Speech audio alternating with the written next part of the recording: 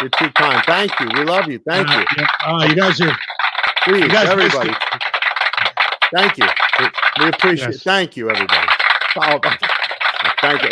Me and Paul, everybody. Thank you. Too kind. Too kind. You're too kind. Thank you. And Johnny Beane. No, I love. Thank you. We really appreciate that. The great Johnny. That's way too much. Thank you. Thank you so much. Thank you. You guys missed my. I thought we were online live, completely eviscerating a viewer rant about 5 minutes ago. I thought I was joining the show late. I thought we were already on. I didn't look to see if we were on.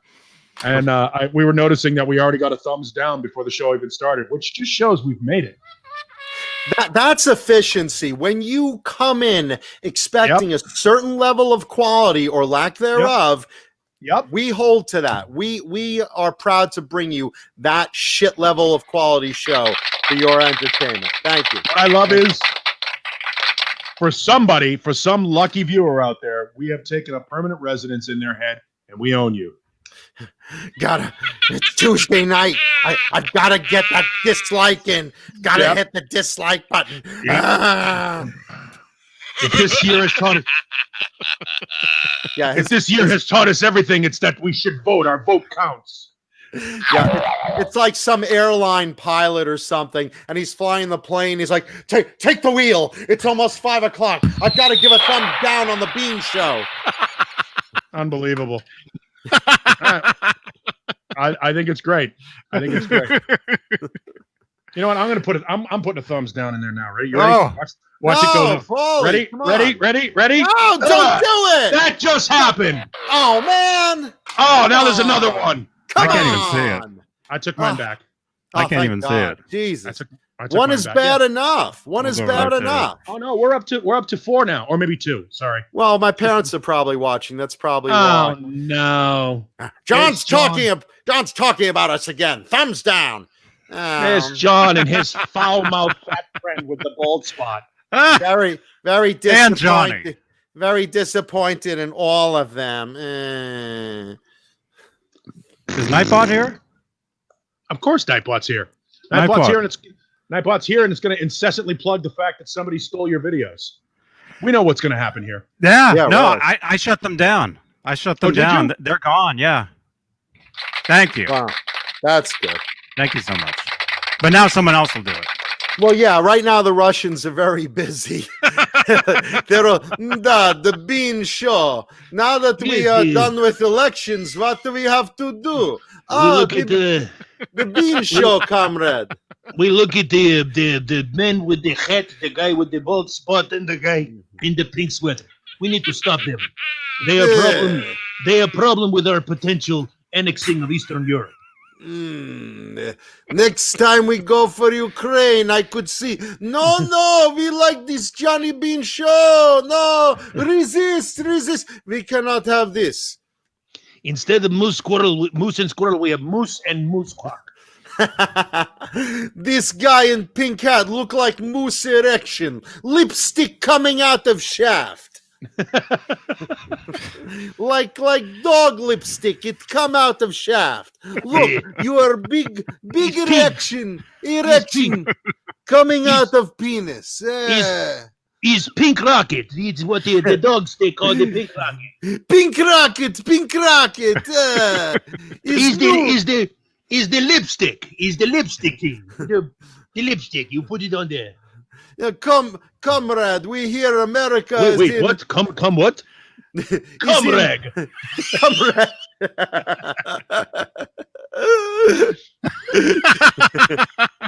Comrade Putin, we hear America is a new missile race. They have this new missile, the Mekuda. Mekuda? Mekuda? Mekuda. It's supposed to be big pink missile. Pink missile? Big Yeah, missile. like It's Red Rocket. Like It's Red Red Rocket. Rocket. He's Red Rocket, except smaller. Oh my gosh. Except tiny Red Rocket. Little, like North Korea. Always here is very hidden Red Rocket. Only come out when used. Very Commander. ingenious. Come on, the Red Rocket is right here. I show it to you. We've got to defuse the Red Rocket before they use it on us. Come on, it's right here. Well, that should pretty much erase what few viewers we had left. Well, that definitely justifies that thumbs down that we got already. So, you know. Awesome. Right now, my mother's showing her bridge club. Oh, here's my son. He's on. He's doing. I know that's the love thing. Now everybody is getting YouTube TV. You know, they're getting rid of cable and getting rid of satellite and stuff, and they're getting YouTube TV. We are YouTube TV. Like we are. The guys at YouTube TV should be like, and the Johnny Beane Show, Tuesday night. Tuesday, it's a very special talking guitars and 80s metal. Live. 8 p.m. Here, two failed entertainment moguls and a guy who doesn't leave his house. I've got to tuck in the chickens. You're always tucking in the chickens, Johnny. Always the chickens. Please, won't somebody think of the chicken? Tonight. What's his name? Ernie Anderson? Yeah, Ernie Anderson. 8 p.m. 8 p.m. on YouTube TV. In a world where a man with no hair and no life. Who can masturbate the furthest? I've got to go on the show soon. I've got to go on the show soon, too. I've got to tuck in the chickens. Oh, my gosh. Hold on! I'm coming! Hold on! I'm coming! Wait, I'm so lonely.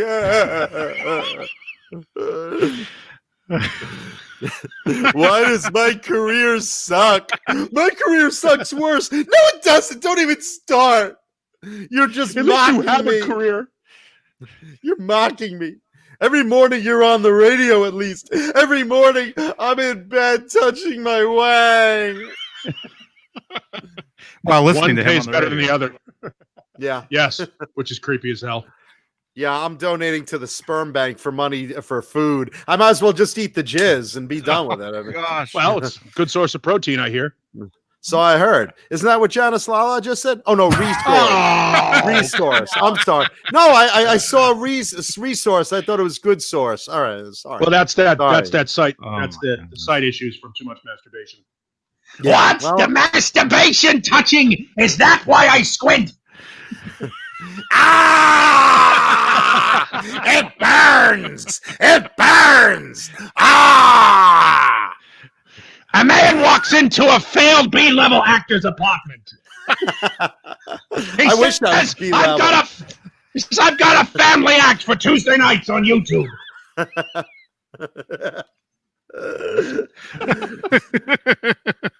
They're renaming the show Johnny Beane's Aristocrats. What is this? You got another Jewish guy moving in on my thing? What is this about? Always about the failure. I make more selling junk than you two morons do about joking. Is it me? I look like Snuffleupagus with Jupiter 2 on my head. I'm dressed for World War I. You're just the fashion from that time period. Look at this belly. What do you think I should name it? It has more personality than all three of you. I've got hands like a thalidomide and beef like Michael Strahan. Don't worry, Mancuda. I only have 3 fingers to stick up your ass. I am physically incapable of giving you the shocker. You know, my nose isn't only tiny and limp, it's still bigger than what you have in your pants, Mancuda. Ah. They call me Armadillo Nose. Rather than dildo nose. Jeez. How low can we go, actually? Wow. We have run out of material at 11:02 seconds. Well, hope you enjoyed the show, Awesome. everybody. Good night, David everyone. Crosby, what did you think? Where is he? Yeah, there you go. Mercuda, another stupid show. I Another can't dumb- even make my mustache is uneven. You know what it is? He's got like a bottle opener mustache. It's like part of it's curved a little more. I've got Larry David's haircut from Fridays.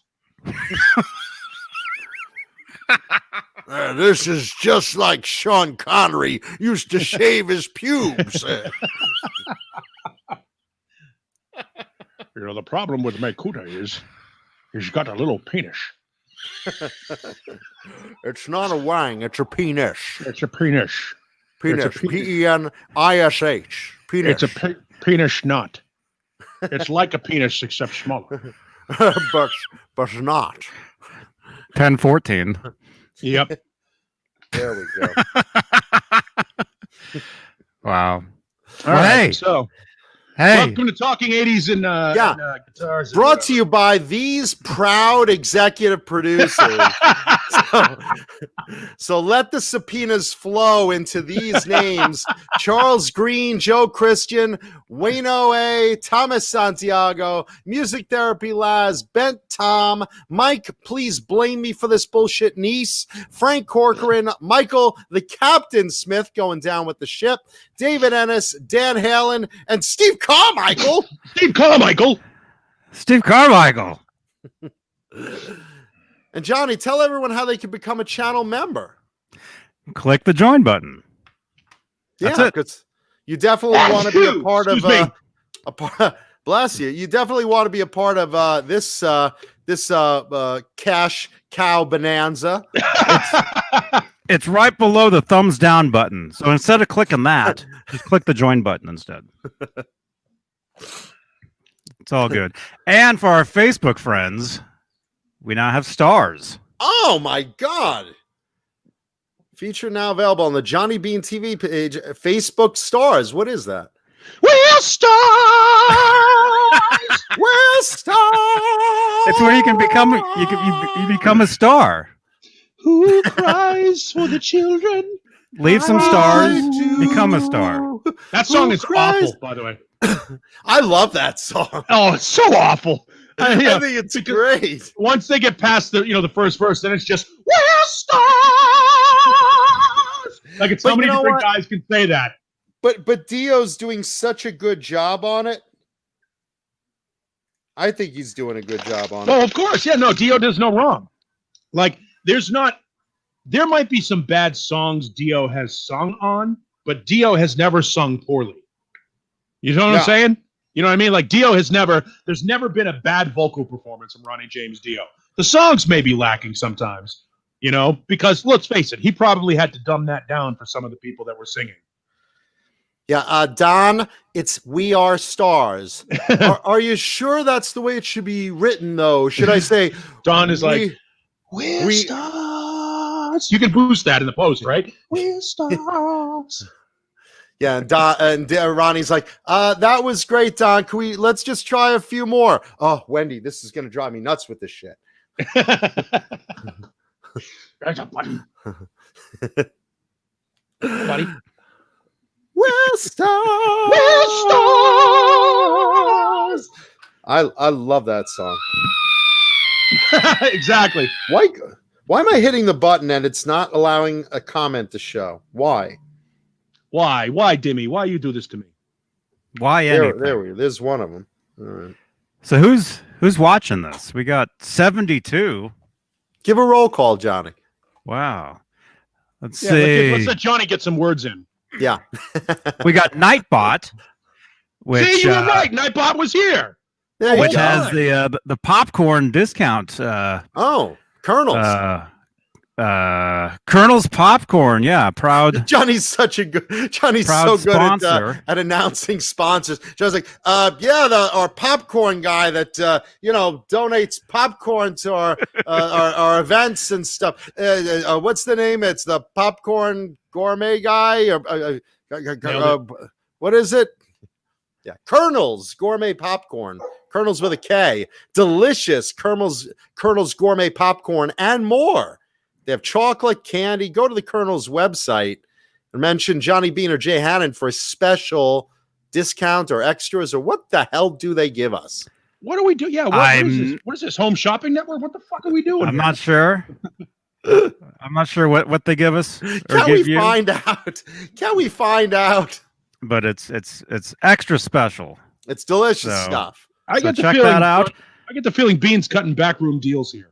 I know, right? Yeah. Orville Redenbacher paid him to purposely bomb these Colonel spots. Listen, Beane. I'll slip you a sawbuck if you just screw up the Colonel's website. Yeah, ColonelSanders.com. Good popcorn. That's it. What? No, Johnny, that's it. Well, I like that too. Yeah. Sander Percorny is here.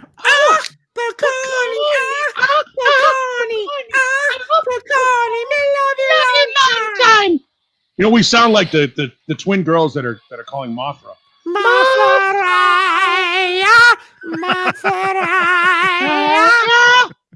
I have never wanted to fuck someone 4 inches high so much, and luckily I have the tiny cock to do it. I was just gonna say, well, if it can satisfy them, you might as well.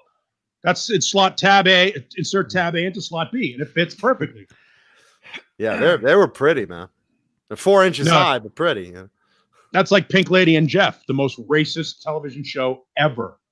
Oh, nice. You remember Pink Lady and Jeff? We went over it once. Yeah. One of Pink Lady was really hot. The other one, not so much. That's like being the ugly girl in Drain STH. You're still pretty fucking hot. Nice. Awesome. Kevin Coachell is here. Nice. We got Jay 7/8. Hey now. Jay Hannon of the great band Gizmachi with their new single you should check out. Just Gizmachi. Gizmachi. Gizmucho. Oh, what? We got Brendan B. Squared. Brendan Buttcheeks. We got Mr. Hellstorm 74. Charles Green. Jeff T. Colleen Gray. Jeff Tate. Yeah. We'll stop. Fruitcake Tony. Jim Nicholas. Kurt S5150. Thank you, Kurt. I think you tweeted the show out for us. Thank you so much. Again, if anybody tweets this out, I'll retweet you. So everybody. That sounds like a threat. Yeah, really. Click the share button. No, we need some Twitters, man. It seems like either people are all over Twitter or nobody uses it. It's either or, and I love Twitter. Twatter. Yes, I like Twatter. Yeah, Papa Blue. I sign into my Twitter every once in a while for the radio show, and it's connected to my personal Twitter. And I just see this so-and-so mentioned you. I'm like, holy shit. And I realize it's just Beane. I get that too. I'm thinking, wow, I'm really popular on Instagram. And all of a sudden, I just see Johnny B mentioned you. I'm like, fuck. Johnny Beane retweeted. Of course he did. Yeah. Mama Mancuda mentioned you. Stephen Franklin is here. Bent Tom, Jojo the Chimp. Oh, great. Jim Nicholas, Charlie. Jojo decided to show up. Nice. Unlike more than he does. Yeah, I was about to say more than he does at band practice. Edwin Crane, Thunder Falcon. Thunder Falcon. And by the way, Thunder Falcon, I will talk about Paul Gilbert's guitar. I did not get it, but I will talk about it later. Just FYI. Awesome. Amber, I don't wanna hear about it later. Sorry. Amber Poor, is it? Oh, we have a new listener, a new viewer. I think. Hello, Amber.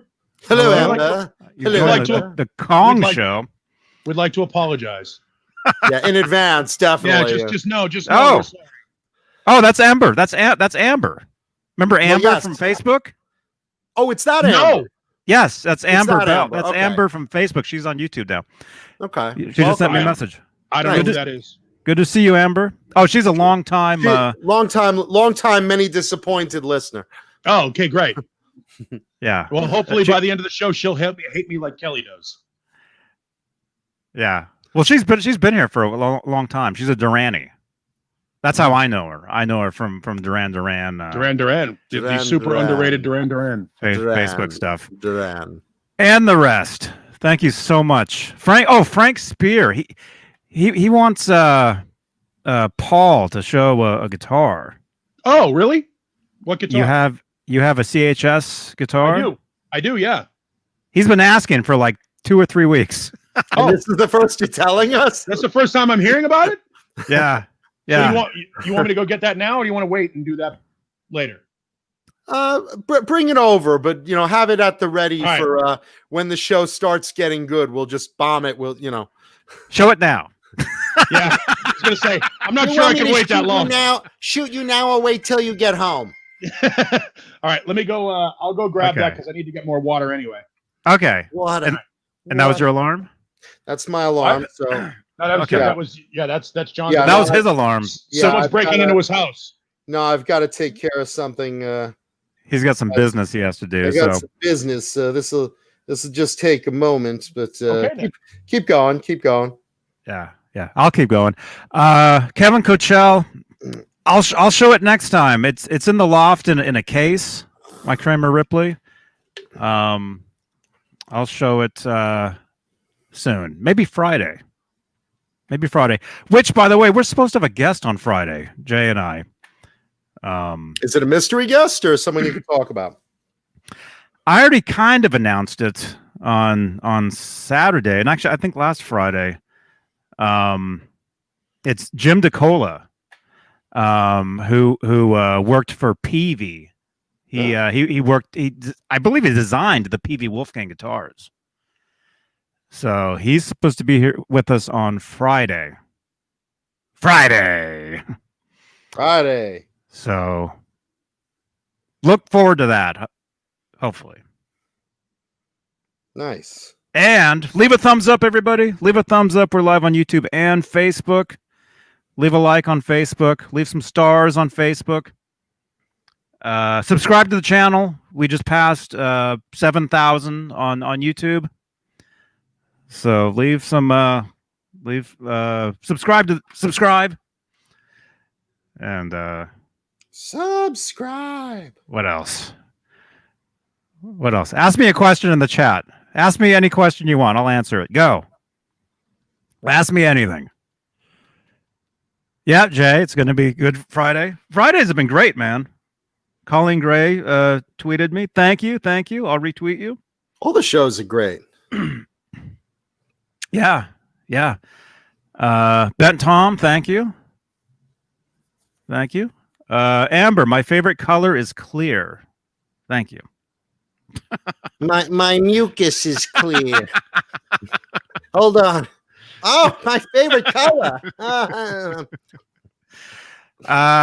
No, actually, when I was a kid, my favorite color was green. These days, I don't know. It can be anything. Whatever looks cool. Is that a Squire? Yes, that's my Squire Showmaster. Right there. And Godfather or Goodfellas. Never seen Goodfellas, although I've seen Godfather, so I have to go with Godfather.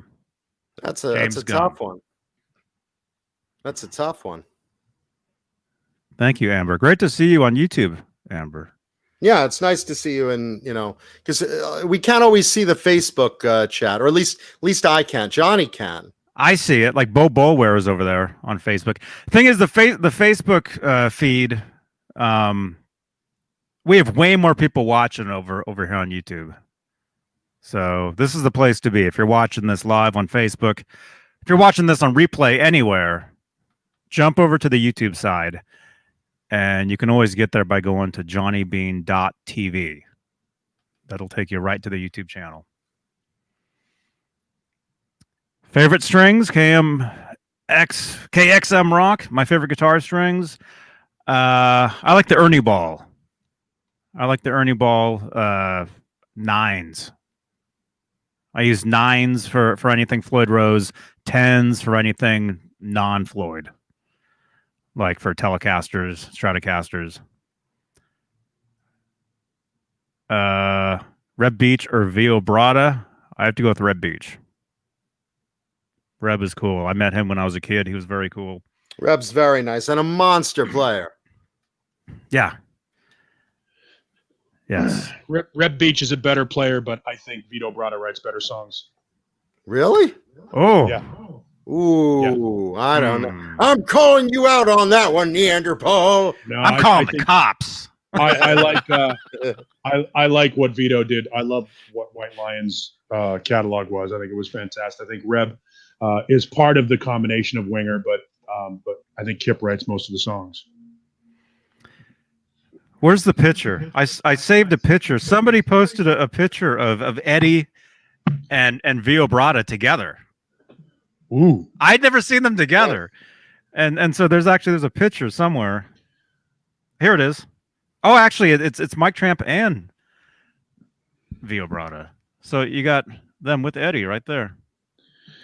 I mean, there wasn't anybody that played Van Halen as well as Van Halen as Vito Bratta did. I mean, Vito Bratta he got all of it right. Like if you were going to be somebody that was going to be copying Eddie's style, Vito got all of it right. But Vito had something more to that, than that as well. But he wasn't Eddie. No. Looks to be 1988, judging by Eddie's hair and his jacket. And the amount of cocaine in his system. Yeah. Look at the Chinese eyes on him. Jesus. He is high as fuck in that picture. Maybe he's just blinking. I didn't think you were going to be able to get through that with a straight face. You know, these days with yes, you know, with these days with these things, you take a picture and then it saves as a movie. So you can pick like a second's worth of clips. You know, back then you snap a picture and whatever it looks like it is, you know. Colleen Gray nails it from left to right. Mediocre singer, guitar god, amazing guitarist. Yeah, Mike Tramp's an awful singer. He's an awful singer. You said they have the better music, though, you said. No, I did not. What I said was Vito Bratta wrote better songs than Reb Beach. I gotta disagree. I would rather have Winger's first 3 albums than White Lions. Ooh, I don't know about that. I'd rather not listen to any of it myself. To the chat, what does the chat think? Winger or White Lion? Which band, if you could only have albums from one of them, which would you keep? I would go Winger myself. I would go Winger hands down. I love White Lion, but I would go Winger hands down. I think Winger's best stuff is better than White Lion's best stuff, but I think White Lion wrote more good stuff than Winger. More consistent good stuff. I like Winger a lot. I just think I like White Lion better. And I'm a sucker for pop songs. So I think that White Lion was far more poppy. White Lion was what happened when you took Bon Jovi and Van Halen and threw it into a pile. Winger was way more complex and heavier and better than they ever got credit for. Winger was looked upon as a very poppy band, and they never really were. You know, a couple of those pop songs crossed over, but their other stuff is really good, complex and pretty metal. Mm-hmm. Yeah, because they were all like jazz dudes. Yeah, you know, they were jazz players dressed up as like metal players. Yeah, it's like Primus. It's really what they were. Primus is a jazz band playing very loud and fast. Mm-hmm. So did White Lion have more hits than Winger, or bigger hits? I don't think so. I think they did. When the Children Cry was a massive hit. Yeah, when the Children Cry was a massive hit. Wait, Little Fighter, 17, Madeleine, Hungry. Hungry wasn't a hit though. What was that? Down Incognito. Down Incognito was though. Down Incognito. Can't Get Enough.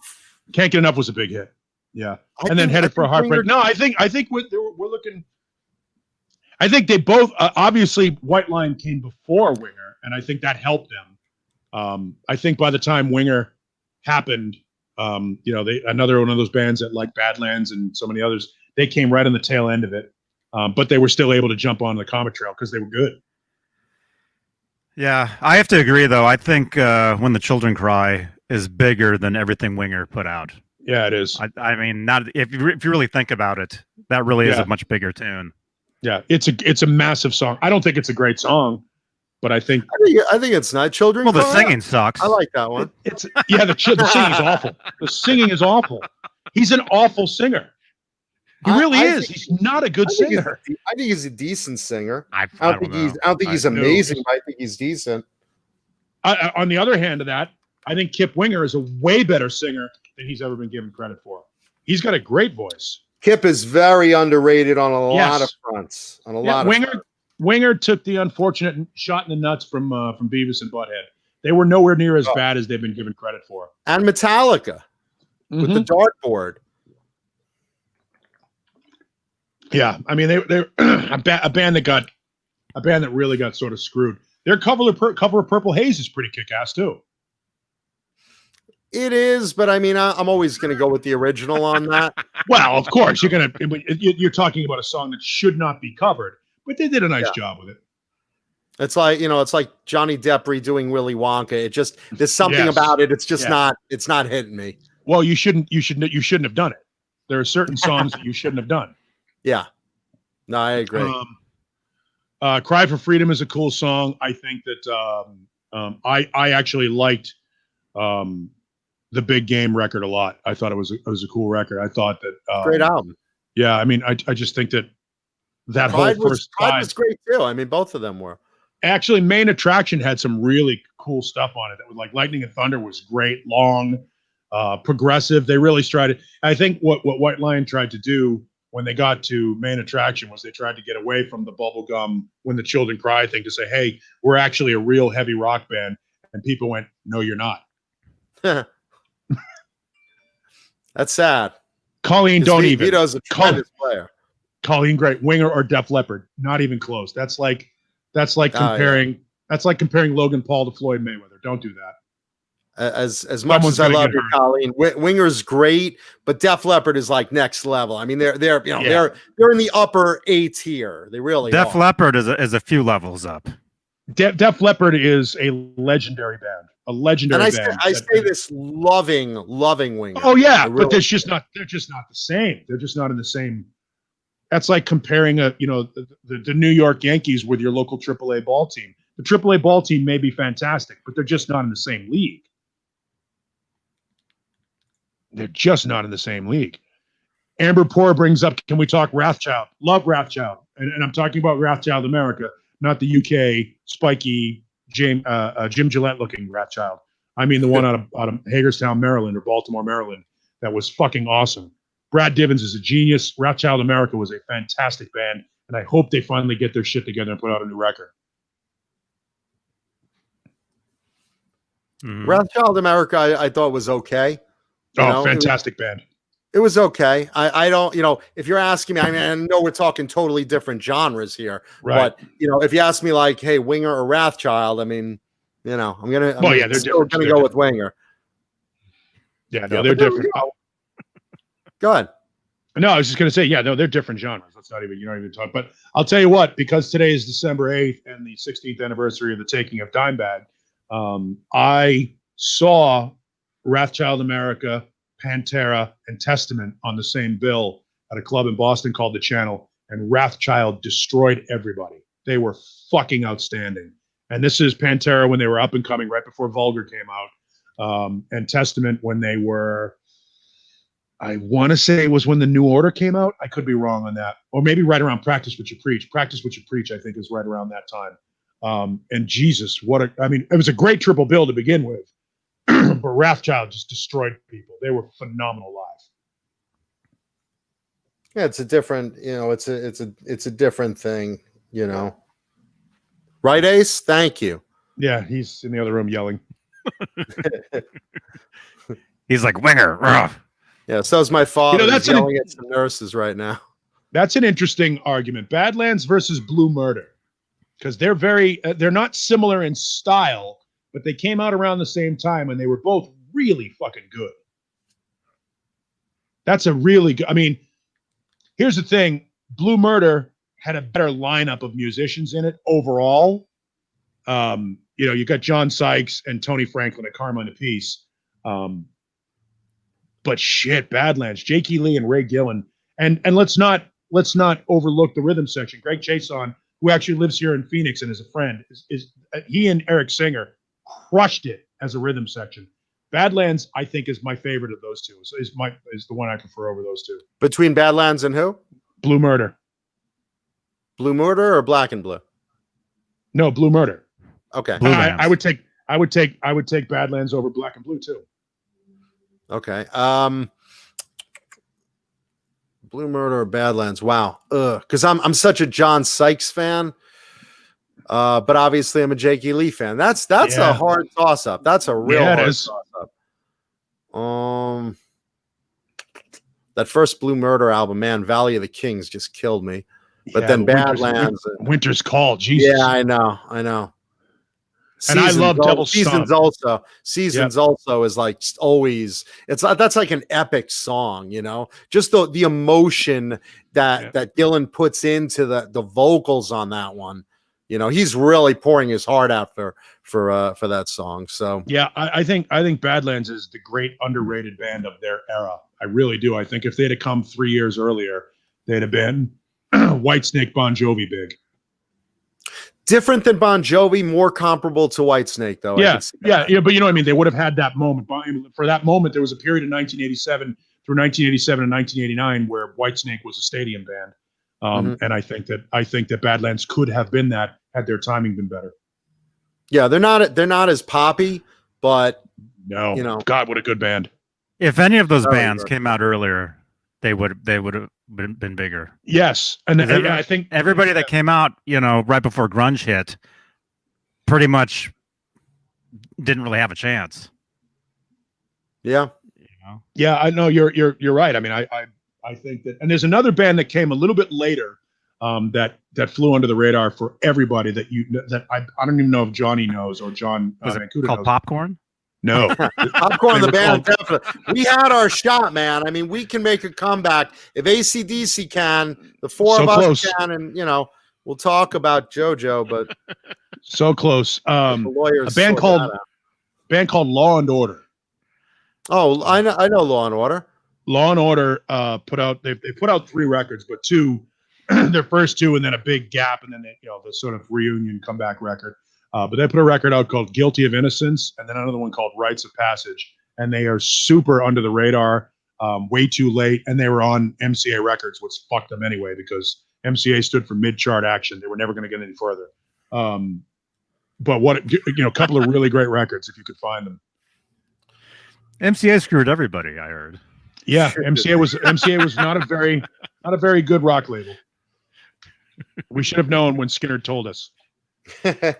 Oh, okay. Speaking of rock labels, did you guys hear that? What's it? Bob Dylan sold his catalog for $300 million. Yep. When asked, Dylan was quoted as saying this. I'm sorry, what? Professional Idiot Boston was on MCA after Epic dropped him. Tom corrected me, 305 million. Because sorry. Once you have 300 million, that's not enough, man. Because if you're really gonna live, hardcore in Dubai, you better really get that extra 5 to pay for the valet parking. Kyle Timms brings up Roxy Blue. Not that good. I liked Roxy Blue. Not that good. Not as good as Tora Tora. If we're talking about Memphis bands. I always mixed them up with Phantom Blue originally, Roxy Blue. Roxy Blue was the band. They were like the very last band to try to be Van Halen before grunge hit. They had that Rob the Cradle tune. Song. Yeah, them and Bullet Boys. Colleen asked for the toss-up match of Dokken versus Lynch Mob. Which Dokken are you talking about, though? Are you talking with George or Don Dokken when George left. Which band with George? Yeah. George has been in every band. It's like George was even in Popcorn for a few minutes. He like auditioned and then he saw JoJo and he's like, I'm not working with a chimp. I'm like, you've worked with everyone. You've worked with Michael Sweet. As a vocalist, I have to say Lynch Mob. Oni Logan is so friggin' good. Robert Mason also very good. So if it's Dokken with George, I'm going with Dokken, the original. You're gonna put prime time Don Dokken against Oni Logan? I don't know. Yeah, because I think Oni's a more powerful singer. I don't think he's a better songwriter though, but I think he's a more powerful singer than Don Dokken. Yes. I think in the studio, Don brought it. It's live that he, really lost his. Well, ability. I mean, I think that that's because you got good production. I mean, when you've got a good producer and you can pull off stuff in the studio, that's great. Again, I think people underestimate the Tooth and Nail, Under Lock and Key, Back for the Attack trilogy of records. Those were big records and great records. Even the first Dokken was good. It was all right, but it was they hit their stride in Tooth and Nail. Tooth and Nail, Under Lock and Key, Back for the Attack. That was a great 3-record run. We talk about 3-record runs in that era of hair bands, and that was as good as anybody. Let's see. So Paul, you're voting for Lynch Mob, and I'm voting for Dokken. Johnny, do you have a vote in that, or I would do Dokken. I would say classic. Yeah, I guess I would. I guess if I had to pick overall, I would say Dokken because just of a longer period of stability and better songs. I mean, a bigger catalog of songs. But I think Wicked Sensation, the original Wicked Sensation record, is as good as or better than any one Dokken record. I wouldn't say it's as good as Tooth and Nail or Lock and Key, but I put it right behind them. I mean, even with Lynch's playing, I think Lynch peaked on those Dokken albums. I think he was great for Lynch Mob, but I love that Wicked Sensation record. I think it came at the right time. The original version. I think the songwriting is great. The original version is a great version. That remake, that 30th I have the remake one. I have it. It's garbage. Even George threw it out. Let's see. Let's see. Tiger Tails or Pretty Boy Floyd? I don't know. A turd or a bucket of jizz? Which which one do you think is better? That's a hard one. Neither were really good. I mean, I hate to say it, but not that they were like terrible, but they were like bottom echelon. Just got signed because they had long hair at the time that they were throwing everything against the wall to see what stuck. Yeah, they weren't good. Yeah, no. And Professional Idiot wants to debate the merits of Boston on MCA. It didn't matter what label put out Boston's comeback album, Third Stage, it was going to sell. But if anybody really thought it was going to sell no matter what. So yes, that sold 4 million records on Third Stage. It sold 4 million records, which is fantastic, but still sadly lacking behind the first 2 Boston albums. We're going back and saying only 4 million albums, but we've talked about this before, where your first album sells 10 million, your second album sells 6 million, your third album only sells 4 million. That was how we were counting records back then. Now, you're a failure. 4 million would be, 4 million's unheard of now, unless you're Taylor Swift, Yeah. But MCA was not a good rock record overall. Third Stage was okay, but it wasn't as good as the first 2 records. I like that song, We're Ready. I think that's what it was called. Yeah, it was all right. I thought it was cool. I mean, Cool the Engines was pretty good too. Wasn't there also a ballad on there? I thought it was Amanda. Good. Amanda was a big song. Amanda. That was I think the biggest song from that album, wasn't it? Yeah, it certainly was. Oh, interesting one. Junkyard or Circus of Power? I love both bands. I'm gonna go with Junkyard. I would say Junkyard. Both Junkyard. are good. Both are good. That's a good matchup. I love the first 2 Circus of Power records. The third one's good too, but the first one is just fantastic. Just great sleaze rock. That it's right up there with. It's funny, they were marketed. I remember getting that record sent to me at a radio station I was working at. They were marketed as an East Coast Guns N' Roses, which is what Spread Eagle should have been marketed as, because that's what they were. Well, they were all that sleazy. That sleazy thing, yeah. But I like it. I'm going to go with Junkyard, though. Yeah, I think Junkyard, too. And then I always do Junkyard or Jet Boy, because I love Jet Boy. I think Jet Boy is a great band.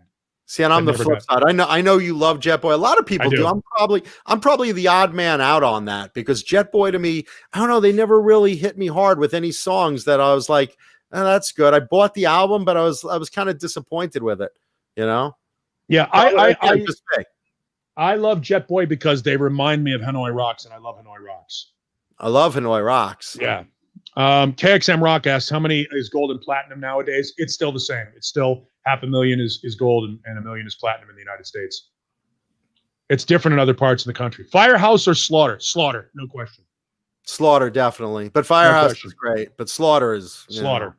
And I'm not a fan of either band, but Slaughter is easy for me. I don't like any of them, but I'd go with that one. No, I don't. Have you heard Firehouse, Johnny? I know you've heard Slaughter. I've only heard the one Firehouse tune, the one MTV hit. Bye bye, baby. Finally found the love. Yeah, that one. Love of a lifetime. Okay, yeah, and that sucks.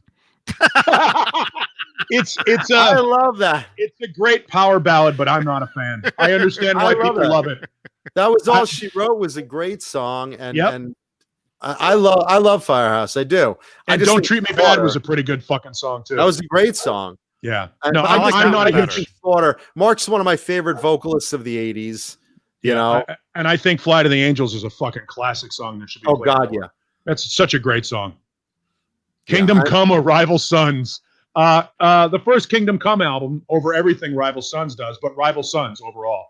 The first Kingdom Come album is the best Led Zeppelin album Led Zeppelin ever released. Do You Like It is such a power driving riff. Oh no! I mean, What Love Can Be on the first Kingdom Come record. Loving You. Oh, it was so good. No, it was very good. It was really good.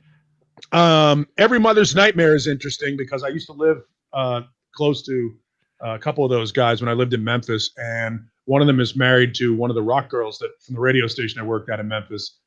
So I've come across Rick on a bunch of times, and they're good dudes. I'm not a huge fan of the band, but I thought Walls Came Down was a great song. Merciful Fate or King Diamond? King Diamond. I like Merciful Fate better overall, but King Diamond had that Abigail album. So I'm going to, you know what it is? King Diamond, I didn't like his vocals. They reminded me of Jim Gillette with Nitro. Too high, you know, but the playing on it was so good. I'm going to go with King Diamond. Colleen Gray has a great one. Fifth Angel or Leatherwolf. That's a great one. Fifth Angel is fantastic. Both Leatherwolf fantastic. Is great too. Very similar bands. Leatherwolf, 3 guitar attack. Leatherwolf for me. Very, very, very, very good comparison. Fifth Angel is a little more proggy, a little more power metal than Leatherwolf was. But I would say Fifth Angel only based upon the vocals. I'm going with Leatherwolf. Street Ready was great. The first album was great. I love the 3 guitar. They're one of the few bands that can make a 3 guitar work. You know, I mean, obviously, you know, there are bigger ones, but I'd say that Leatherwolf really got me good. They were very melodic. Bang Tango versus Poison, really? Come on, Poison. Here's a great one. I love Bang Tango. Dancing on Coals is my album, but Poison is Poison. Sanda Picorni brings up a great one that's a tough one to do because of the instability of one of these bands. Riot versus Y&T. I love the Rhett Forrester era of Riot. more than the Guy Speranza version.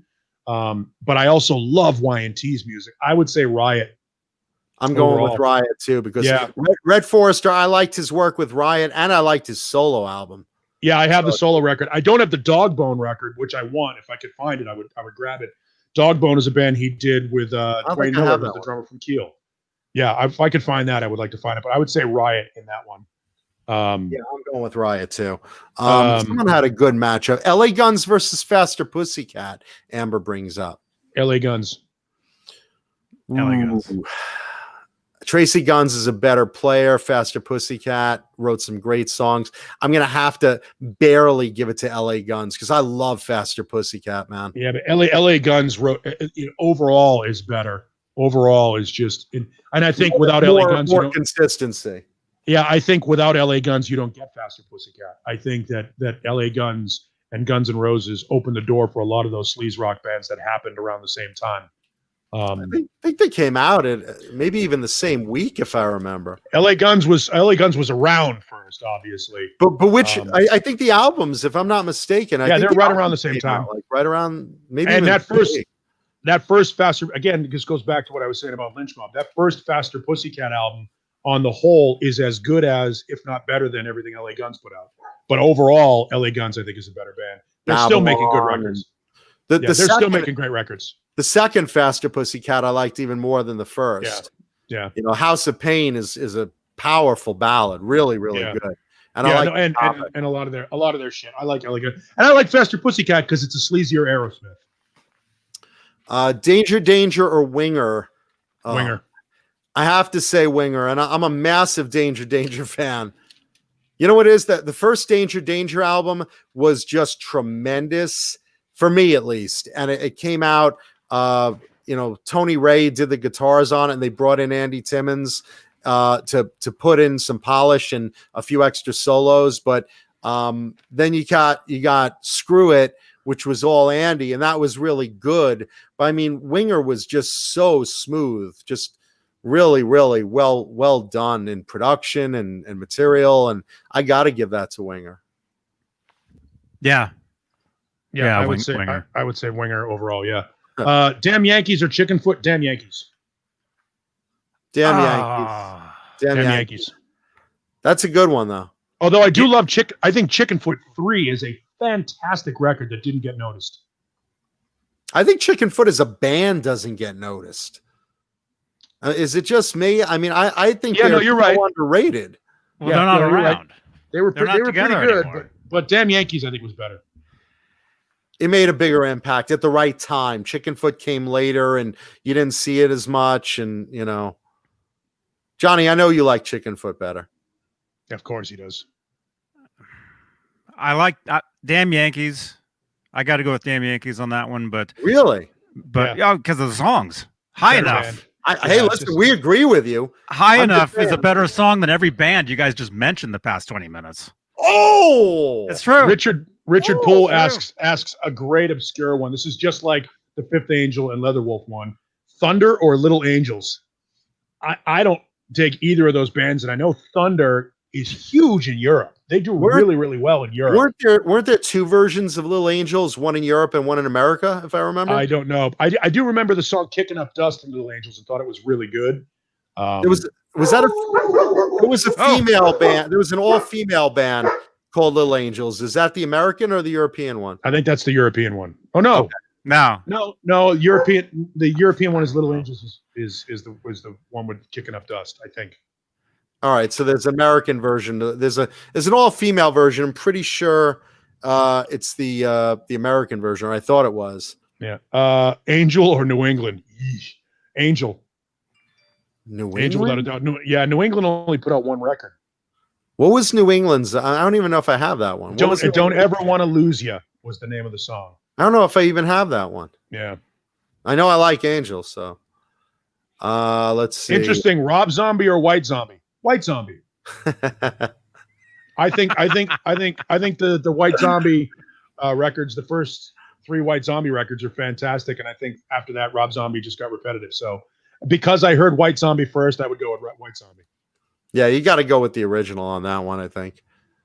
Let's see. Did we do? Colleen brings up Queensryche versus Fate's Warning. Come on, really? I mean, Fate's Warning is great, and I give it credit for like a similar band, but like Queensryche is Queensryche. I mean, come on. Yeah, Queensryche. That's like a progressive metal. That's really the A tier.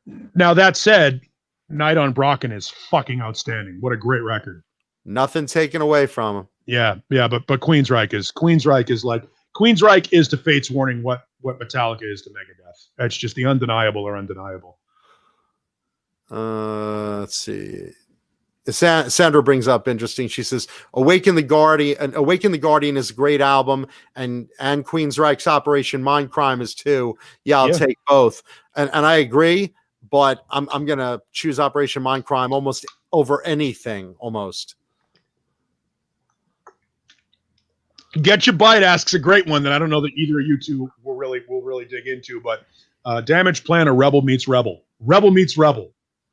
Rebel Meets Rebel is a record that is basically David Allan Coe, who's a country star or outlaw country guy, and the guys from Pantera. I don't even know that. It's a great record. It's a fun record.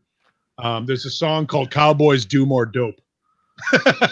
So is it country vocals over no, heavy music? It's actually like precursor to Red Dirt. It's metal with a twang to it, a southern twang to it. It certainly is everything that you would expect from Pantera. It's a good record. It's called David Allan Coe and the Cowboys from Hell, Rebel Meets Rebel. And it's a great record. Nice. Fun. I'm not familiar. And it's better than the Damage Plan record. And I like the Damage Plan record.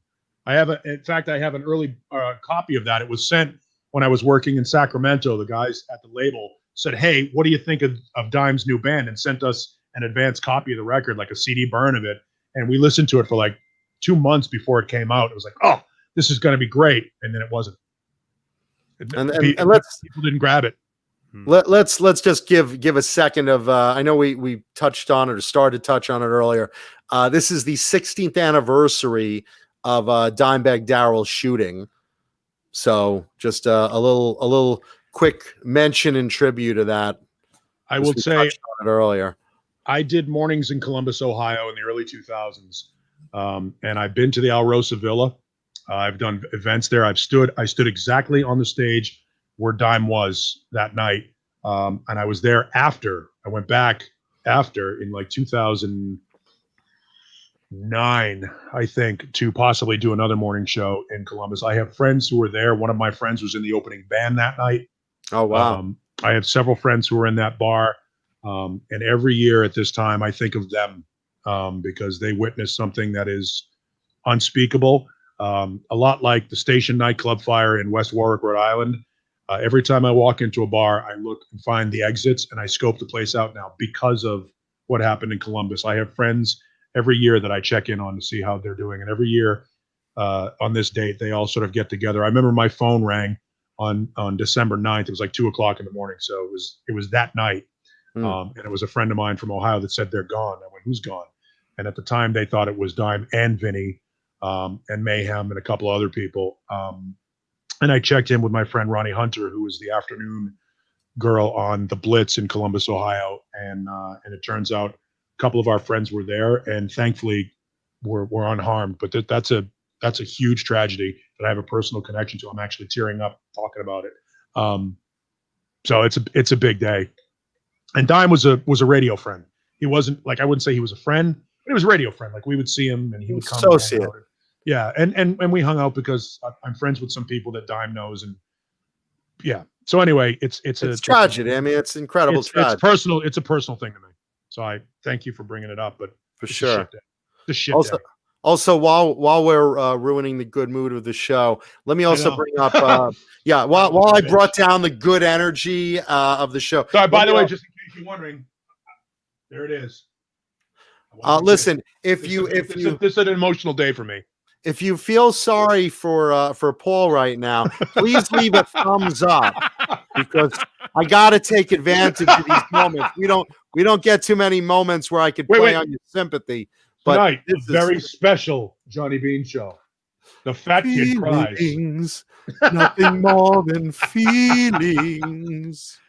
Yeah, no, it's an emotional day. Hey, you big fat blubbering idiot!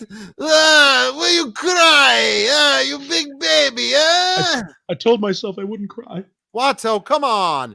I told myself I wouldn't cry. Yeah, no, I'm all right. But let me also, like I said, let me bring down the mood with with Bang Energy Drink. Let me this sad and pathetic moment brought to you by Bang Energy Drink. Bang, what you want to be drinking during every tragedy. And speaking of which, let's also give a quick tribute to Bernice Ash, the matriarch of the Sam Ash family. Who I'm friends with with Sammy Ash and Rachel, and they lost their mother. Actually, Tuesday it was announced, like right after we went off the air last week. So I was like, wow, you know, that's a near miss. I saw that. Yeah. Yeah, but I wanted to give tribute because, you know, if you've ever been inside a Sam Ash, the way the music store is designed with all the tablature and the sheet music, these were things that you know, Bernice Ash put in her own way, that she insisted the store be designed. You know, this was your modern music store designer, basically. So, you know, if you ever went into a Sam Ash or any store nowadays and picked up tab, which we all did, to play guitar, that was because of her. They weren't going to carry that.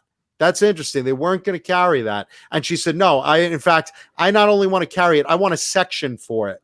And every store is going to have a section for it. And since then, well, you know, regardless of what store you go into, they have a section for that specifically. And that's one of the things she designed. And, you know, she took a hand in basically, you know, everything from that cashier is too pretty to hang them on the wall and you'll fit more in, and all sorts of things that really made Sam Ash, or pick your favorite modern guitar store, what it came to be. So she lived till 90 years old, passed away last week. So we just want to extend to family and friends of Bernice Ash just a tribute. Thank you, Bernice. We appreciate that. Yeah, the sad part about it is the Sam Ash stores, some of them, including the one, we only have one here in Phoenix, they're starting to look like Best Buy. The walls aren't quite as stocked as they used to be. Their used wall is great. Their layout is great. And the people in the store are actually far more helpful than other big box guitar stores. But for whatever reason, I mean, or maybe they're just smart and they've decided to limit their inventory, hoping that, you know, they don't overextend themselves financially, which I think is probably a smart move. And considering Guitar Center, absolutely. Yeah, and considering what's going on in the guitar world. Now, that said, since the lockdown and all this stuff, Fender has never sold more guitars. The guitar industry is selling more now than they have in the past 5 years in ratio, because people are at home and they're rediscovering guitar. They're rediscovering guitar. They're rediscovering baking sourdough bread. Everyone's no, really. I mean, everyone's bored. Now's the time to learn a language or learn an instrument. So you're right, Paul, because a lot of people, you know, guitar is not a popular instrument right now, based on a lot of factors. And, you know, obviously no one's, you know, listening to a lot of guitar rock lately, other than, you know, AC/DC. I know suddenly SG sales are way up. You know, which is great. Yeah, for Gibson and Gibson and Epiphone. So that's interesting. And a lot of younger players are starting to like, oh, I like that AC/DC. Who are they? You know, so that's good. But you're right, because of the quarantine, the lockdowns, we're looking for stuff to do. We are. You know, I mean, hopefully got, you know, places like Guitar Center and Sam Ash, and even local guitar stores like Zim's and our friends, you know, across the country that have different guitar shops. Hopefully they'll be able to hang in. Amber Poor brings out Lord Tracy. Lord Tracy was awful, but I own the record. Was it Deaf Gods of Babylon? Yep, I own the record. Got it over there. Yeah, I got it. Terry Glaze, who started out in Pantera. Pantera's first 3 albums are Terry Glaze on vocals. Yeah, so. And they were eventually sued by Tracy Lords. Because she's got 2 knees to stand on. Yeah. Here's a question for you. While we're talking about being home and quarantine and stuff like that, so there's a big deal nowadays about air fryers. Do you guys notice this? Yeah. Air fryers have become like the kitchen gimmick du jour lately. Everyone's they're the George Foreman grill of the year. Yeah, and Facebook has these groups that are like dedicated to people sharing recipes and enjoying their air fryers. I have to admit, I was on Senator Picorni and Gary G's show last week, and Communication Breakdown, and I was on there, and we're talking about like they both have air fryers and they're like obsessed with them. And I'm like, that's kind of interesting. And then, Gary was like hyping it so much. He's like, man, Cootie, you love chicken wings. Why don't you get them? You'll make chicken wings. They're delicious. They're easy. I'm like, So Cyber Monday, I actually bought one. And cool? It arrived the other day. I mean, I haven't tried it yet. I have to go pick up wings in the store and, and hot sauce and make them.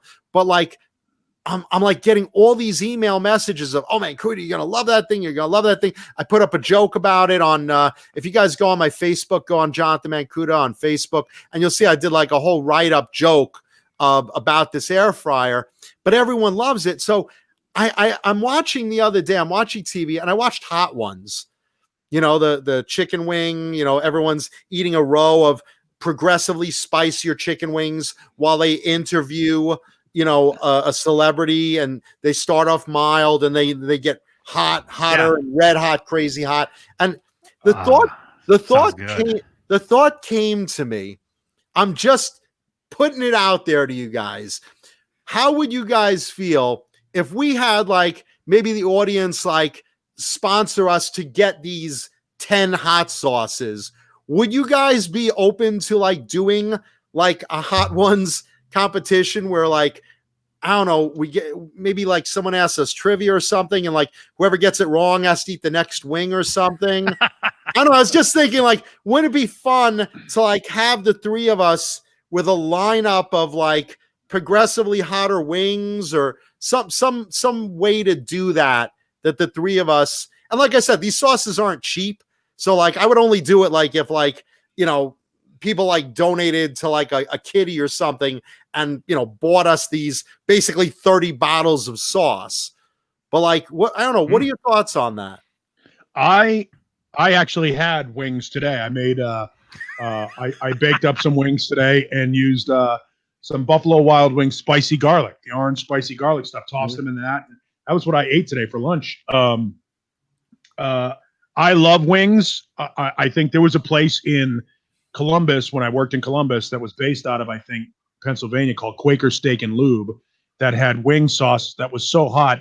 They did the whole tarnish a penny thing. They would take a tarnished penny and take the shit right off the penny. You had to sign a release before you got. They would serve you these wings, and they served it with a little styrofoam cup of chocolate sauce, because apparently chocolate sauce cuts the spice a little bit. Wow. They were so hot that you had to dip them into a sauce to eat them, because you couldn't eat them. It was like drinking Everclear without a mixer. It's pretty lethal. Wow. So I'm all about, let's do some wings, man. I'm in. Would you go to as hot as they go? Shit, yeah, yeah. I have no problem with that. I'm good with it. Johnny, what do you think? I like cayenne sauce, so I like red sauce versus brown sauce. So I prefer, so you prefer to take it in the brown? I prefer the brown than the red. Although although when it starts off brown and ends up red anyway. Oh, sort of a mustard color. Just crapping blood. Yeah, it's looks like kind of like how like when the radiator in the car blows and you just see that stuff coming out in the bottom. Good morning, everybody. But I think that would be fun. Something like, have the audience interview us with questions. And, there's the first $5. Keep track of it, Johnny. Here it goes. I mean, I don't know how much we'd have to raise. Like maybe like, I don't know, like $200 or $300. I mean, what do you think? Like, there's like, I think there's like 8 to 10 sauces in the row of like. What is it? Is it a pack? Is it like a pack, like a little demo pack you go out and buy, like a sample? You go to the Hot Ones website. You get like samples. Yeah, and you get like the row that they're using of hot sauce, and it starts with their classic and then a couple of others, and you get to this one Da Bomb, which is supposed to be like just disgusting, and then like 2 others, and then you put the last dab on the others. But like we would line up like, I think it's 8. Is it the Tame to Insane? Sure. Take a look. That's probably the Fugo box. Michael Easter says it's a curated pack of sauces used on the show, 10 of them. One. Yeah, this is 10. Yeah. Oh no, 11. Is it 11? What does it start with? Go ahead, read it. The Fugo box. Fugo. It's $120. If you go fuck yourself. Jesus. Yeah, that's $120. Is this? Here, I'll show this. Is this yeah, it? I'm assuming this is let's it. see it. Let's see it. They change a few every season, but I know like certain ones are staples in the lineup. How did we get to this from comparing shitty hairbands? I just thought it'd be funny, like, you know, the audience would interview us. They'd ask us each a question like the interviewers would. And I don't know. I don't know if that's it. Oh, maybe. It might be. Always ask the chat. Is this it? 11 awesome sauces ranging from mild to extreme. $10 a bottle though is expensive. Yeah, it's not cheap, but challenge yourself to take a spoonful of each hot sauce, starting with number 1, ending with drop of 11. Number 11, Indigenous Ignition Point by Pucker Butter, terrifying with I'm pepper. sweating already. Carolina Reaper. Recommend inviting some friends over. It's a good point. The upper heat levels of this box are extreme. I don't know if that's exactly the right mix. Now would be a good time for me to show that CHS guitar.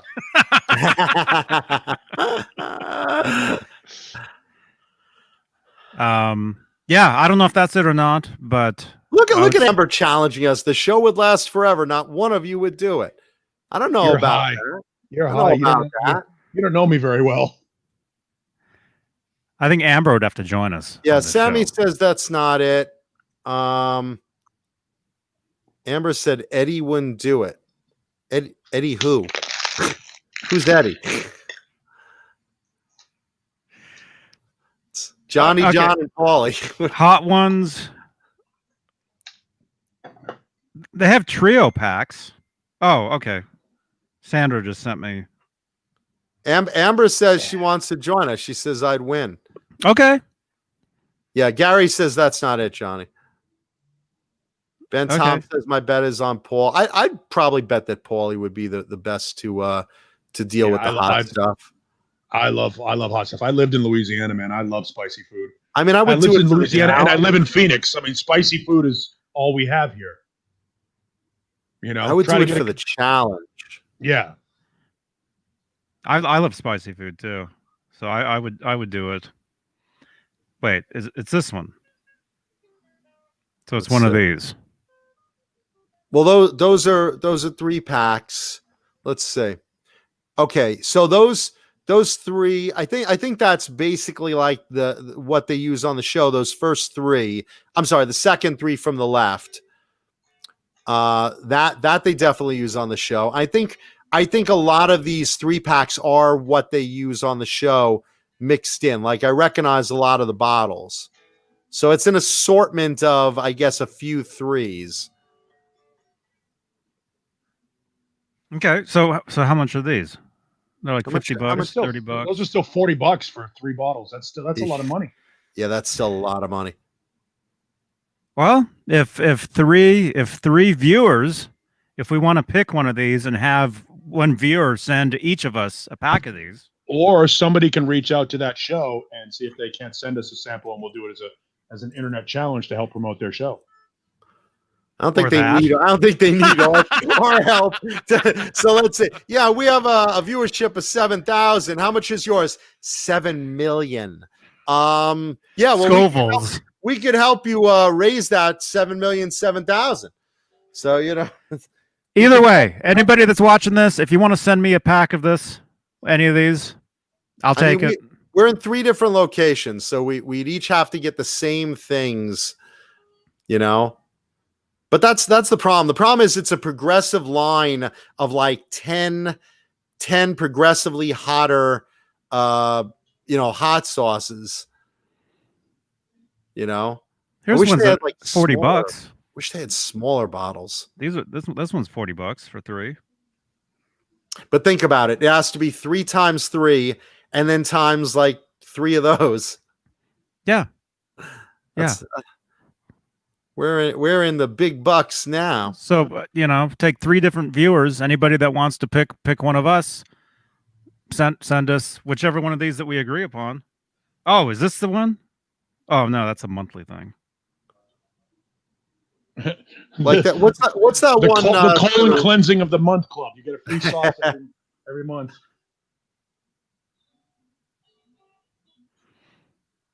I don't know.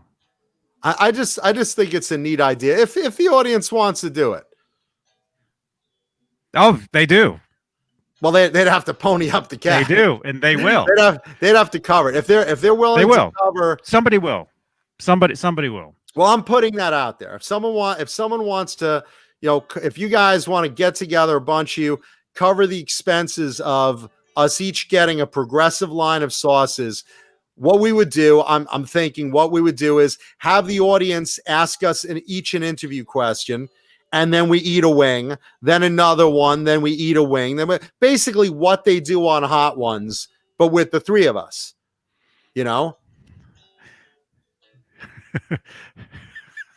So this show would be way shorter, and there'd be a lot more crying. You know what we should know? What we should have to do? You want me to take it one level further? We all have to wear Depends. And the first one to lose is Mud.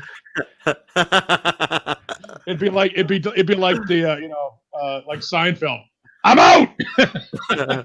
I am the master of my domain. I'm the master of my own colon. My rectal domain. John Biel is in as well. We'll call it Semicolon Tuesday, as in your colon will be semi-present after it's over. So wait, John Biel, do you want to be in as one of the eaters or one of the contributors? I think he wants to be an eater because I know he loves. I'd rather have him be an eater, and he loves spicy food. Maybe Jay wants in. Now this becomes a Saturday night show. I know, right? This is becoming Saturday night Halloween again. Yeah, I know, right? This could be. We could do it on it's a fun idea. Dia de la Muerta. This could be this year's New Year's show. But we'd have to. It could be this year's New Year's show. I mean, that would be kind of fun. I mean, but this stay live all day for New Year's Eve and eat this stuff. It would have to basically be progression. You can't go from like totally mild to medium to the hottest thing ever. It has to be like, the progression of like, the 10 sauces, Yeah. Okay. I'm in. If we can get someone to pay for it, I'm in because I'm not paying $120 to shit in front of you people. I'm not paying. I won't pay for it. But if we can gather from the audience, if anyone wants to sponsor us, contact Johnny, and maybe that'll be coming up for New Year's. Sounds good to me. I think that would just be fun as hell. I mean, make no mistake, I'm setting my colon on fire, but I just think it would be funny and like, our own version of, the Johnny Bean's Hot Ones show, Scoville Sunday, Colleen. Yeah. Oh, yeah. It could be ugly. Yeah. I totally have like Pepto ready and Scoville Sunday. It should be Scoville Saturday so that we can spend the Sunday recovering. Yeah, totally. You'd spend a week recovering. But yeah, we'll do it. Anybody that wants to, I don't know. Somebody find out which pack that we need. the fudge pack. I mean, what's the difference? I mean, are they the flavors? All the flavors are different? Yeah, they have to be going up, just like, and here's the thing. On the show, every season, they add in like 3 different ones. They, filter in 3 new brands or whatever. But for the most part, a lot of them are like their own brands are those 3 you see right there to the left. There's like their mild, their last dab, and their medium. Those are always present. Or a variation of it, like, just that bottom row. But like, then they add in, I know like the bomb is one that's just like horrible, What is this graphic? Is that that's a chicken shitting its ass. It's coming out of its ass. It's Gene Simmons chicken. I'll eat as spicy as you ask for a nominal fee. Los Calientes! Cobra Kai, you need to make a tongue like on fire. Yeah. Sponsored by Tums Pepto and your local urgent care. Wow. Yeah. So there's just a thought. Maybe, if the stars align, if you guys want to support it out there in the audience, we'll be your crash test dummies. If you want to see three idiots shit on air, well, actually a few of them, because John BL says he wants in, and maybe Jay, or we'll see who wants in, Captain or Caleb. Or what about the Mad Anthony sauces? Do those get super hot? I'm not familiar with them. I mean, I'm just going by literally. They're good. I'm thinking literally what is on Hot Ones, just to keep things even with what they do on the show. Because that's like what all the movie stars are subjected to. Yeah, I don't like. Quite frankly, I don't give a shit what they do on the show. If we were to just get, multiple different levels of hot sauce, just like if we went shopping, if we went to our local grocery store and found, the mild, medium, and hot sauces, or go to whatever your bodega is in your neighborhood and try to find the most spicy stuff, and just all agreed on, 4 or 5 different sauces that we could buy locally, instead of having to pay $120. I mean, look, we all have Buffalo Wild Wings. We could just go to Buffalo Wild Wings and get different levels of sauces and just use theirs, which would be cheaper. I don't know if that would be like specific. I mean, I want really to. Are you looking to see how much shit comes out? Is that what you're looking No, at? Are you gonna weigh it? No, I really want to match what they do on the show. Just to, just find out the Scoville scale and find out that matches on that. That's all. But it's like some they make specifically with certain. Why the fuck are you promoting that show? What are you into this for? Because that show has a big audience that I think if we promote it just like that show, I think we would capture, at least for one episode, a little bit of their audience. How do you think? Why? How is their audience going to know about it? Are we going to spam the shit out of the internet? Yeah. You guys would log into your Twitter. Johnny will do it on Twitter. Yeah. You guys would log into your Twitter and Instagram, and you'd see me spamming it everywhere, tagging you guys. Yeah, and again, if like if you look on YouTube and Hot Ones Johnny Beane edition, Johnny Beane Hot Ones challenge, I think that would be kind of interesting. I think that would catch some attention. Sounds good to me. I mean, like I said, I'm going by because I'm looking like their last dab is like specifically something that kills people, and their early one's supposed to be good, and their medium one, I mean, it's just they've really got this down to a science, So I'm just saying, Hot Ones, putting it out there in the universe. Huh? Sandra, which one am I looking at? They have a gift guide. Yeah, if you guys go to the Hot Ones website, just email Johnny, like literally, which versions are like, a fair gauntlet that they represent. The gamer. Oh, they have a game. Do tell? They have a game with questions. They have a box with sauce and then a bunch of trivia. How many do they have? Little sauce bottles? That would be great. I just see like a one sauce. Oh, well, that kind of sucks. Right, you get the question wrong. Eat something with one sauce.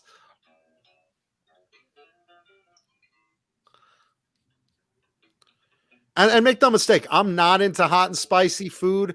I just would want, the fun of the challenge. I am, and I get horribly sick. Oh, well, there's something to look forward to. That's rating. That's ratings. Just saying, you guys. I love spicy food, but I get horribly. I get to be in so much pain. It's not funny. That ratings. So if you guys want to see that. Speaking of sick and in so much pain, Bang Energy Drink, sponsor of the show. We would wash it down with delicious Bang Energy Drink. Nothing better after a hot, spicy, set your asshole on fire diarrhea food than Bang Energy Drink to wash it down. And you could scrape your toilet seat efficiently with Swiss Picks. Oh. Which, hey, I'm grasping for a segue. Swiss That's Picks, right. Yeah, do that. Yeah, the great Swiss Picks. Get a real grip on your guitar playing with one of our sponsors, Swiss Picks. These are terrific. Check these out. By the way, I want to give the Bad Parenting Award to Wayno A in the chat, who has his children, Alex and Derek, watching the show tonight. That's just bad parenting. Bad parenting. I got a better one, Paulie. I got an email. I won't mention from who it is, but one of the fans of the show messaged me and said, my son and I watched the show together, and and I like you, but Paul's his favorite. I said, oh, well, I compliment your son on his lack of taste. And he's like, well, he's won. I'm like, he's what? He's won. So apparently, I'm big with the kids. So apparently young boys love Paulie. It's funny though. He says, he points at the screen and Paul, and he likes you specifically, and he says, don't worry, man, Kuda, someday maybe he'll grow up and be a little more sophisticated and like you or Johnny. So I'm like, all right, well, in the meantime, Paul is the darling of the NAMBLA meeting. He's do you know why? Shrek. Oh, absolutely. Yep, I get the Shrek vote. I always get the Shrek vote. It's funny, it's changed. When I was younger, I was so mad at the world that kids cried. Literally, like if you were on the train, we were sitting on the train, and I would be sitting across and just looking at the kid. And it wasn't like I was like trying to be an asshole. I would just be sitting there. I would just be sitting on the train, Dude, you're going straight to hell. But you'd have your headphones on and you're just listening to music. And I'm like, your mother doesn't love you, huh? What? And kids would cry. Johnny, do a side by side with Shrek. Yeah, I get the Shrek vote. Do Shrek and Paulie side by side. You can do this. No, Jesus. I don't know if you can. That's all right. Cobra Kai Platoon's already got it done. Yeah, Cobra Kai's already on it. He's got us as the cast of Shrek. It's like I'm Donkey and you're Shrek, and I guess Johnny will be the princess or whatever. Yeah. I've never seen Shrek. What the hell's wrong with you? Another one you haven't seen? By the way, not to name drop, but that's Tommy Lee's nickname for me. Is Shrek? Yeah. Oh, that's I've got a picture somewhere. I'll send it over to Johnny so he can post it if he wants.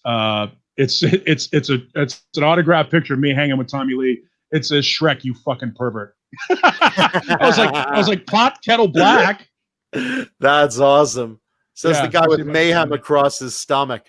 Yeah, let me see if I can find it. It's pretty funny. That is very funny. Yeah, that's a nickname I got. It's a good nick. I mean, look, if somebody's going to give you a nickname, Tommy Lee calling you Shrek, it could be worse. That's a fun one, man. Yeah. By the way, leave a thumbs up and hit the subscribe button if you're enjoying this video. Oh, I'm not though, John. Not you, really Mom. Not you, Mom. Not you. I know how you feel, Mom. Did you guys see there's a YouTube video that came out? I think it's called Match Made in Hell. Did you guys see this? Match.com came out with this 90-second commercial that's like gone viral. It's fucking hilarious. It's basically the devil going on a date with a girl he met in on Match.com. And it's fucking hilarious. I think I'll double check the name real quick. I think it's Match Made in Hell. Let's see. But you should watch it. Trust me. This is my fun recommendation of the week. Match Made in Hell. It's 90 seconds, worth every second. There you go, Johnny. There you go. Nice. That's awesome. Yeah, that's from almost 20 years ago. That was in Sacramento when I was on a station in Sacramento. Same haircut. Oh my god, you look exactly the same. Almost. Yeah, you haven't changed a bit. Yeah, Paulie doesn't age. About the same. Yeah. Paulie doesn't age. I think he drinks the blood of children or something. or he has that Dorian Gray. He has that Dorian Gray painting in the attic. That's pretty funny. Yeah, I mean, look, if somebody's going to nickname you Shrek, Tommy Lee's the guy that can do it. We used to send each other really, really disgusting porn. Hey, penis pic? Yeah, penis pic. No, it's interesting that you say that, because it was like the competition, you know, the Seinfeld episode. I had a listener. I think I might have told this story on Saturday night. I had a listener who had a particular set of skills that Tommy has an affinity for. That was displayed. It was displayed in the Dirt movie. So this listener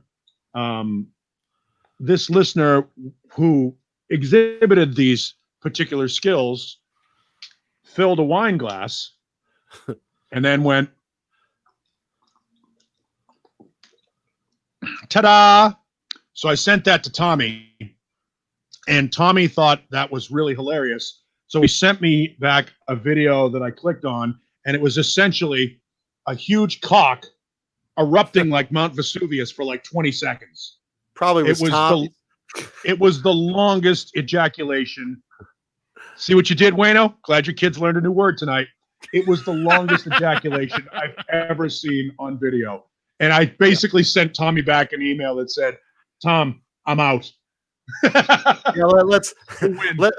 Yeah, that was Tommy Lee's science project for school. All the other kids are bringing in a baking soda volcano. Tommy just like put mud around his cock and was like, oh! I'm not going to say who it was. Kids. I'm not going to say who it was, but the last time I passed email with him was he was on a very famous hip hop artist private jet flying to Spain with one of Prince's ex-girlfriends. Oh, nice. His life sucked. Yeah, it really does. He was like, I'm tapping this out from a laptop on name and address withheld plane with name and address withheld on the way to Spain. Yeah, meanwhile, here the three of us are living the dream talking about Tommy Lee's penis. It was I mean, just so surreal. And this part is on the last, not the last one, but the Motley Crue tour that they did with Kiss and the New York Dolls.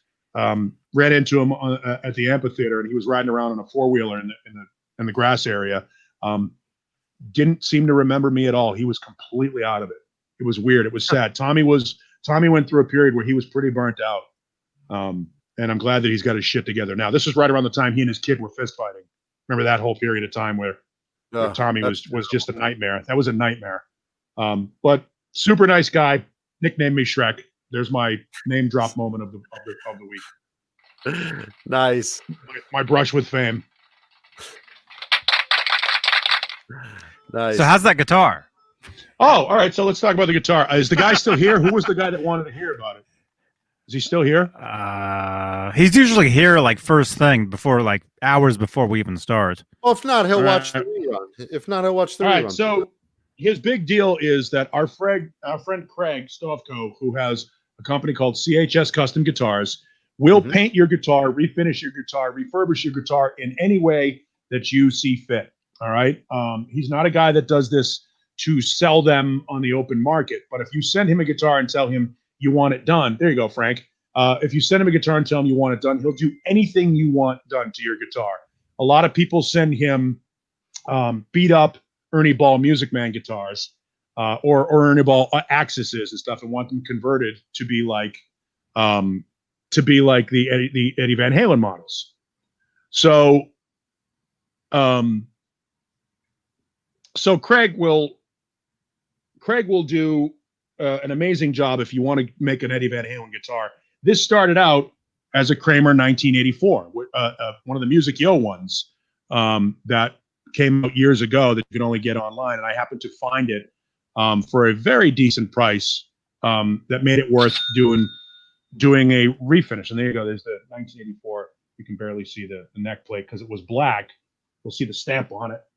It was black, and he basically buffed it down to like a flat chrome.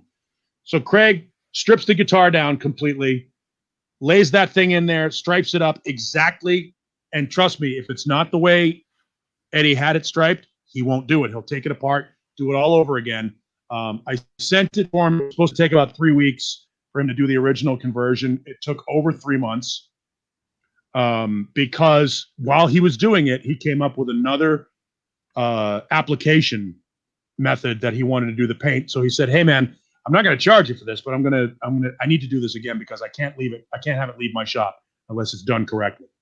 So I'm like, "All right, Craig, you do what you got to do." So he replaced everything on the guitar. The tuners were originally the Kramer. It was all black hardware. The tuners were the Kramer black hardware stuff. He replaced it with the Schallers. He kept the wrench set, which is cool. Put a cool Eddie Van Halen signature on the back of the headstock, which I think is awesome. Got a decal and did that. Painted this thing. In his mind, he says it's still not perfect. I can't find a flaw.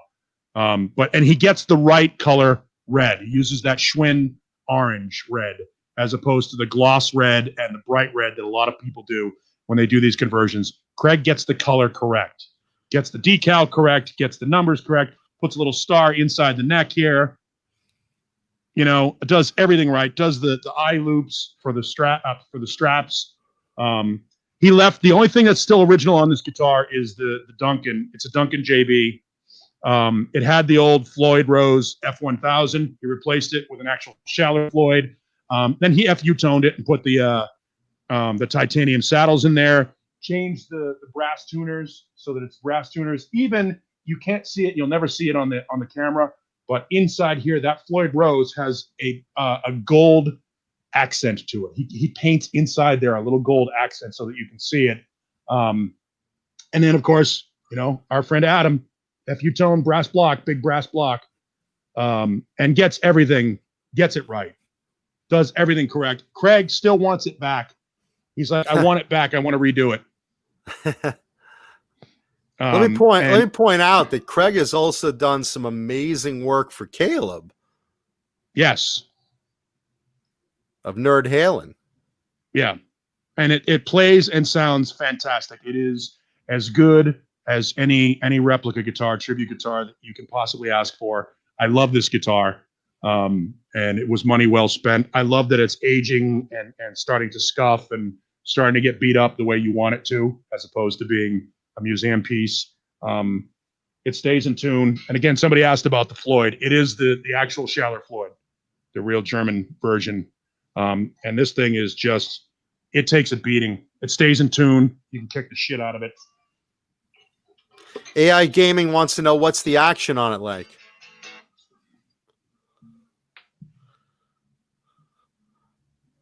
There you go. I mean, it's pretty low. It's got a Kramer neck on it, so it's not exactly slim, but it's not a Les Paul baseball bat either. And I've got meaty hands, but I mean, I can cover this neck no matter what. It does have meat I've got meat in my hands. Yeah, exactly. It does feel compound radius like the Charvels and all of the Eddie Van Halen's guitars. I mean, the neck is this guitar. Obviously, the Kramer 1984 was based upon when they remade these. When they did the reissues of these things, they based them on the actual Kramer Berettas. Well, actually, Focus body. Pacer body is what the original Kramers were. Was a Pacer body, which is a little thinner on the upper bout than the Berettas. It has a deeper cut for the belly. And then the Beretta neck. And flat headstock. It has no angle, which is, straight headstock, which is, you can get these necks from, I guess, Music Craft sells them too. But this, I was just lucky enough to get a good price on an old Musicchio 84 and had him converted to an 84 5150 conversion. That's beautiful, boy. So that's what Craig did. So there you go, Frank. If you're looking at possibly having CHS custom guitars do a guitar for you, I can't recommend them highly enough. Craig is a fucking professional. Yeah, and it's attention to detail like that, like what Paulie was saying about, painting under the Floyd. I mean, that's one thing that Craig has like to a science. He knows these Van Halen guitars like backward, forward, up, and down, and it's like a matter of pride for him, when he lets these go. So that's a big thing. And let's say hi to Lenny Lou and Mary in the chat now as well, just in time to see Paulie's Van Halen replica. Hey, Lenny Lou and Mary. Yeah, it's a great guitar. I thought it was going to be the last Van Halen replica guitar I ever bought or had made until I bought Jay's Wolfgang Special. And it's actually a stealth special, really, because it's striped up, but it's got the ebony fretboard. Nice. Yeah, I love it. That's and a great looking guitar, Paul. That'll be the last Van Halen tribute guitar. Oh yeah, me too. That's the last guitar I'll be buying too. I said Van Halen guitar, not last guitar. Yeah, it doesn't matter. It won't be the last one. My buddy came for a hug. Hi, buddy. I came for $1, but I was really desperate for the money. But let's see. Show and tell guitar that I'll show later. Give you a little hint. It's if you were to guess a department store, you would be right on target. There you go. There's your hint. What do you think of that hint, David Crosby? Cuda. Stupid hint. Stupid. Here's hint. the thing. Stupid guitar.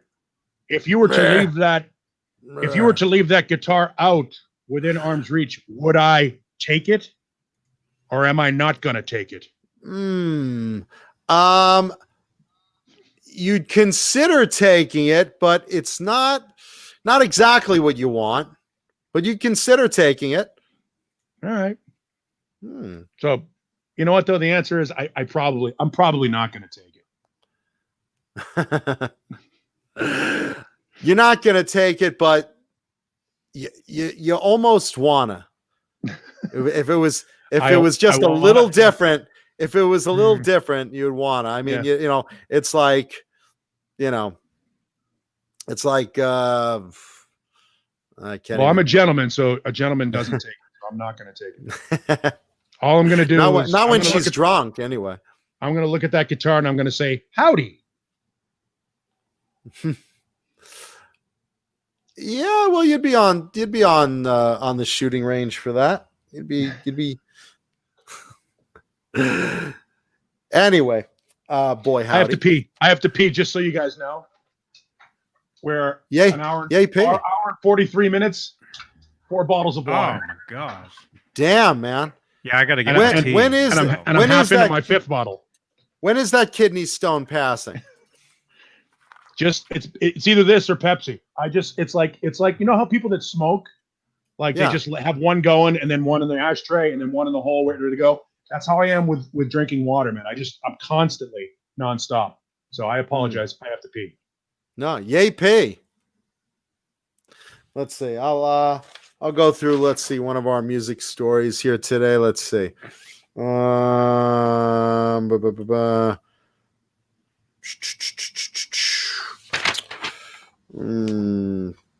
to see.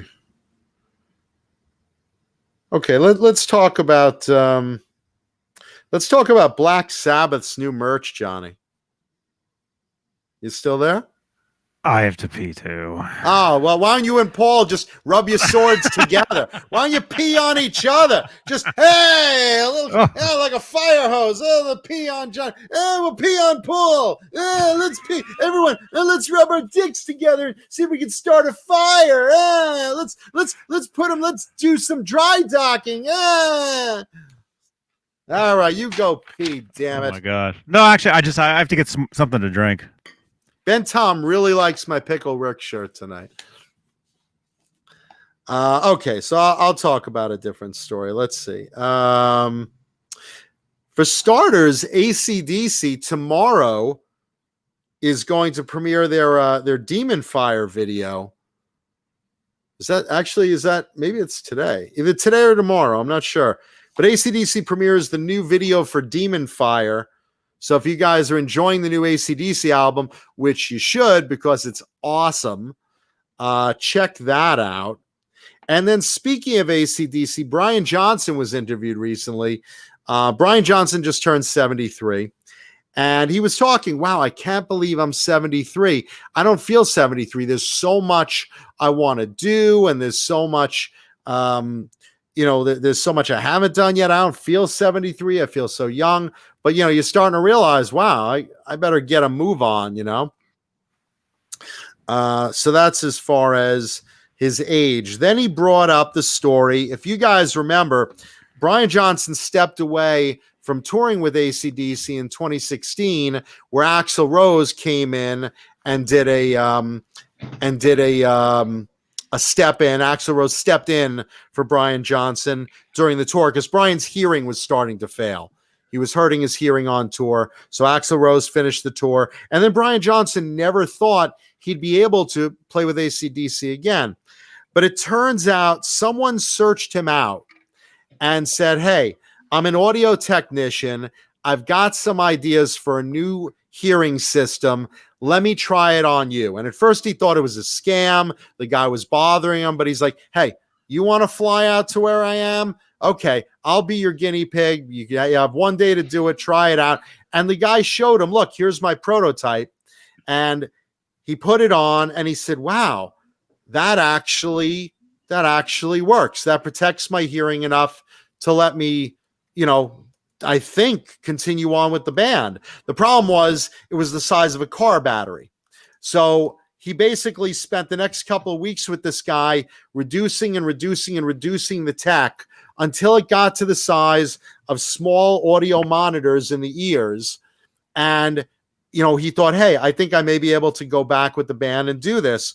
So flash forward, they record Power Up, the new AC/DC album. They record Power Up, and Angus says, hey, we want to do some rehearsal. Do you want to try doing rehearsal with your headphone things? We could start it, very, very quiet. And he's like, no. Let's go full battleground and let's, try to blow my ears away and let's see what happens. And it worked. So basically this guy brought us back, Brian Johnson, who probably wouldn't have come back to AC/DC if not for this customized system with new technology of hearing monitors. He couldn't, how could he go on the stage and how could he, hear recordings and stuff at full volume and rehearse and things like that. So, that's what he attributes to coming back to the band full time and, getting back in the swing of it is this one guy who approached him with this new technology. So how cool is that? That guy saved AC/DC because basically without Brian Johnson, there is no AC/DC anymore. I know it's Angus's baby. It's always been Angus and Malcolm's band. They pretty much called all the shots. That's one of the things that was somewhat disheartening when we heard about Brian, because essentially Brian, when he said to him, I have some health issues, some hearing issues, can we postpone the tour? Angus and Malcolm, well, not Malcolm, but Angus was like, hey, the bus leaves at 7. You're either on it or you're not. It was one of those situations where we've got the tour booked. We're not canceling the tour. We've got business. You're in, are you in or you're out? And Brian's like, well, I'm out. I can't do this.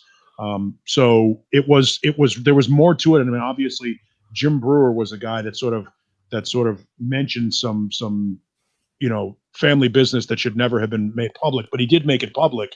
And essentially there was some bad feelings there that needed to be combed over and worked over. Sure. And part of the reason why Cliff decided, well, if Brian is not considered an equal member, then I'm not considered an equal member and I'm done too. And then thankfully, Brian Johnson is one of the most laid back, nicest guys in the world. Angus is also incredibly nice, but he's a businessman, and they were able to sit down and go, look, in order for this band to continue, this is not a good way to end it. Ending it with Axl Rose finishing the tour is not a good way to put a stamp on all of the years that we've been together. So let's do this right. Make a record. Obviously, Malcolm died during the Rock or Bust recording sessions, and so they wanted to do a tribute to Malcolm. They'll do it one more time. They put out a great record. And Brian, if you go back and listen to that record, think about what Mancuda just told you, and then Brian vocal. They are as good as they've been since 1983. Oh, and yeah. That can't always be said on a lot of the AC/DC records between 1983 and today. In this situation, this record sounds fucking fantastic.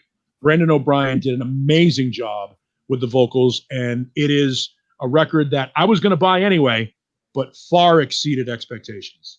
It is a great AC/DC record. It may be the best thing they've done since The Razor's Edge. It's a great record.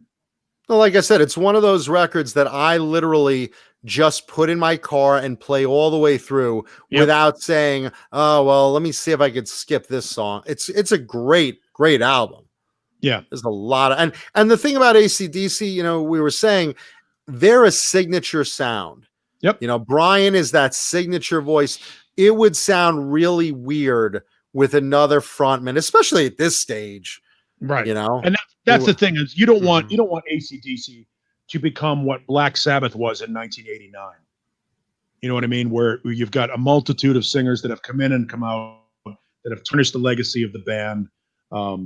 You know, I mean, there were some guys that could have done the job. I mean, Jason McMaster could have done the job.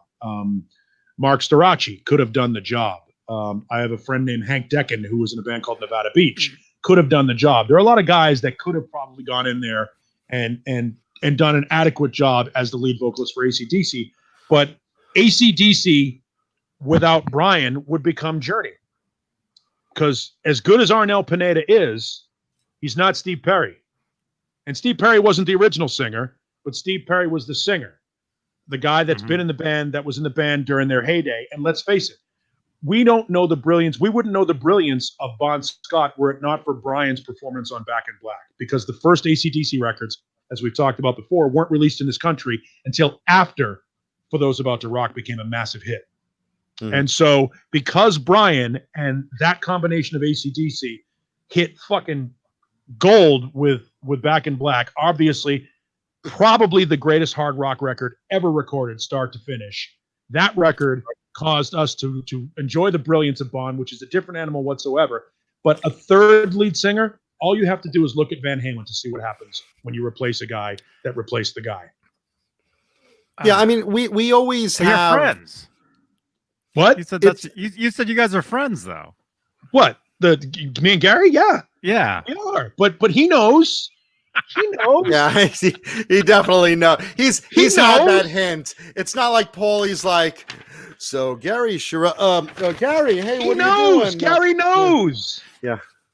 He fucking knows. Everyone, but it didn't matter somewhere how along the line he must have heard something. It doesn't matter how good he was. There are certain guys that can't be replaced. That's why Steven Tyler didn't join Led Zeppelin. That was a potential thing. After the O2 Arena show in 2007, there was talk of a Led Zeppelin reunion tour. Miles Kennedy from Alter Bridge recorded with Led Zeppelin. He went in, rehearsed, recorded, and it didn't work out. Steven Tyler also went in and said, hey, I'll do a tour. I can do it. He walked into the studio and didn't know the lyrics to some of the songs that Jimmy Page called out. That'd be the end of that. But imagine Steven Tyler singing for Led Zeppelin is the exact equivalent of Axl Rose singing for AC/DC. It's a nice novelty, but it's not something that's going to last long term. It's like the Tyson Roy Jones fight. It was fun to see once, but I'm not buying it again. Was it really? Yeah. I don't know if you saw it. It was fun. I didn't see it. I didn't think it would add up to much, but I mean, I love Mike Tyson back in the day. You know, when a fight was like all hyped up and it would last like, 1 minute literally, and then Tyson's won again. Mm-hmm. I don't think any of that works anymore. Now with the internet, now with every song at your fingertips, you know what I mean? As far as having Steven Tyler in Led Zeppelin, it just doesn't work. I mean, that's cool for Zeppelin fans. That might be cool for Aerosmith fans. That might be cool, but for the general public, it's like they can just listen to the stuff on iTunes. Sure. I mean, Audio Slave, as good as that wasn't as good as Soundgarden, wasn't as good as Rage Against the Machine. It was good, but there were diminishing returns. The novelty wears off very quick. I thought they were awesome. I mean, I thought they were great. I just look at, a band that has a signature sound like AC/DC, and people expect it to sound like their peak. I mean, that's, if you got someone replacing Joe Elliott and Def Leppard, it would be blasphemy because you have such a signature sound there. No, why are you laughing? Yeah, that's one of those bands you can't. No, it's like you expect Def Leppard to sound a certain way. And again, I say this with the caveat that, yeah, Sammy replaced Dave and Van Halen. So is it possible? Sure. But at this point, AC/DC. But it's not possible. It's not possible a third time. That's the problem. Yeah, no, three's definitely not the charm with that. But I don't think there's ever been an example of a third lead singer that has brought a band to maintain or exceed their past performances. I don't think there's an example of a third lead singer. Probably not. Not that I could see. and now Gary's watching the show like, come on, Paul, say it. Say it. No, look, say it. Gary. Gary should be an Extreme. Gary in Extreme is phenomenal. Yeah. Gary and Hurt Smile. Gary has another band called Hurt Smile that's really good. Gary and Van Halen was round peg, square hole. Yeah, totally. And just the wrong fit. Here's the thing. I used to be connected to Angus on Facebook for whatever reason. I did a thing years ago called "Does Every AC/DC Song End the Same?" and it went viral. And it was on it was in every guitar magazine. If you Google "Does Every AC/DC Song End the Same?" you'll find my 4-minute supercut of every AC/DC song ending. What, they all end in G? Right? They all end with a power chord. With an explosion. Yeah. like Tommy Lee's girlfriend, an explosion. I did it as a science joke, project. but it went viral. And all of a sudden, I'm friends with Angus McKinnon Young on Facebook, which is Angus. So we're friends for a while on Facebook. He appreciated what I'd done for the bit, and then it went viral, and he accepted my friend request. I'm like, holy shit, I'm friends with Angus fucking Young on Facebook. This is awesome. Until I expressed my opinion about Axl being in AC/DC, and I was unfriended literally the next day. And it wasn't a brutal thing. It's like, it was, and I try not to speak ill of anyone. Like I said something negative about Wolfgang Van Halen that wasn't really negative, but I try not to do that because you don't want to make enemies. You're not in the making enemies business. But I found out I was like checking to see what was happening. I looked up Angus. I'm like, we're not friends anymore. Shit. All because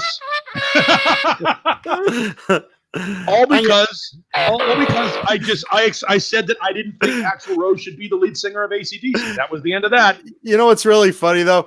Just as excited as you were that Angus Young of AC/DC took the time to say, "Oh, yeah, Neanderthal friend request." Except, he took that much time also to go, let me find Neanderthal. Unfriend. It's like, one of the busiest guys in metal took the time to find you and unfriend you. It's like, it was the worst. It was so bad. That sucks. And that's where I learned that sometimes your big mouth gets you in trouble. But it's my opinion, and I think Axl did an admirable job, but I don't think Axl Rose should be the lead singer for AC/DC. No, absolutely not. And you mentioned earlier of Wolfgang Van Halen. Let's transition for that real quick because we're leaving at 8:00 tonight. Oh, so we are. At 8:07. We're doing 9 o'clock for you. Well, yeah. Oh, okay. Yeah, we're doing 3 hours tonight. We'll do 3 hours tonight. Anyway, so Wolfgang Van Halen in a recent interview brought up a little prank story that they did on David Lee Roth. This is brilliant. On David Lee Roth during the 2015 tour. On that tour, basically, Dave has this hang up where when he's singing, he sees a beach ball tossed around in the concert audience, which, a lot of times you go to a concert, you're like, hey, someone brought a beach ball, whack it, and you watch it go around the stadium or whatever. That drives David Lee Roth nuts.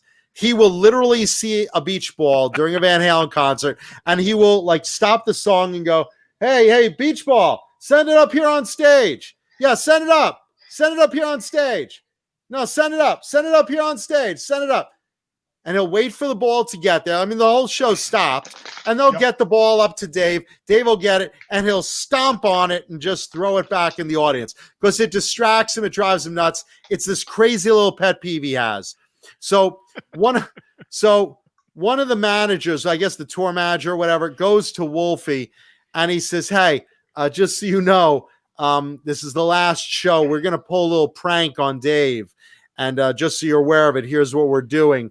And it'll be the last song of the show." And he says, "Well, what if Dave gets all pissed?" He's like, "What's he going to do? It's the last song of the last tour. Let him get pissed. What's he going to do? I'm not going to play tomorrow." "Okay, Dave, you got it." So Dave's doing the encore. They're playing Jump. And all of a sudden from above, the crew releases 50 beach balls down on him. And he's like short circuiting. He's like so mad because he hates it. And just something launched in him. And he was so pissed and looking around and didn't know what the fuck to do. And everyone's laughing their ass off. And it's funny because we're all so used to David Lee Roth being this guy. Yeah. And when he gets pissed, it's noticeable.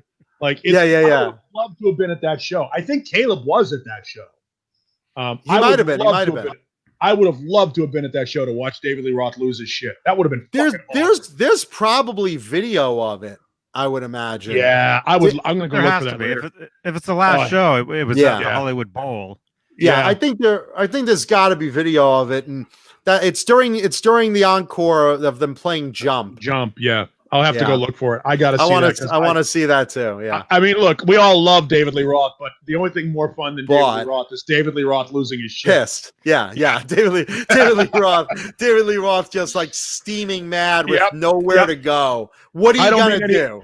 There's no, that's the thing. There are very few times when I'll say something critical or malicious, like literally malicious. This is not malicious at all. This is intrigue.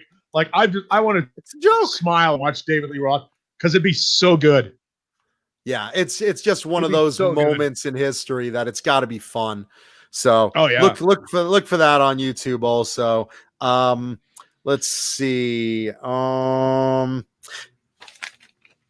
Let's bring up Kiss, because there's two Kiss stories in the news this week.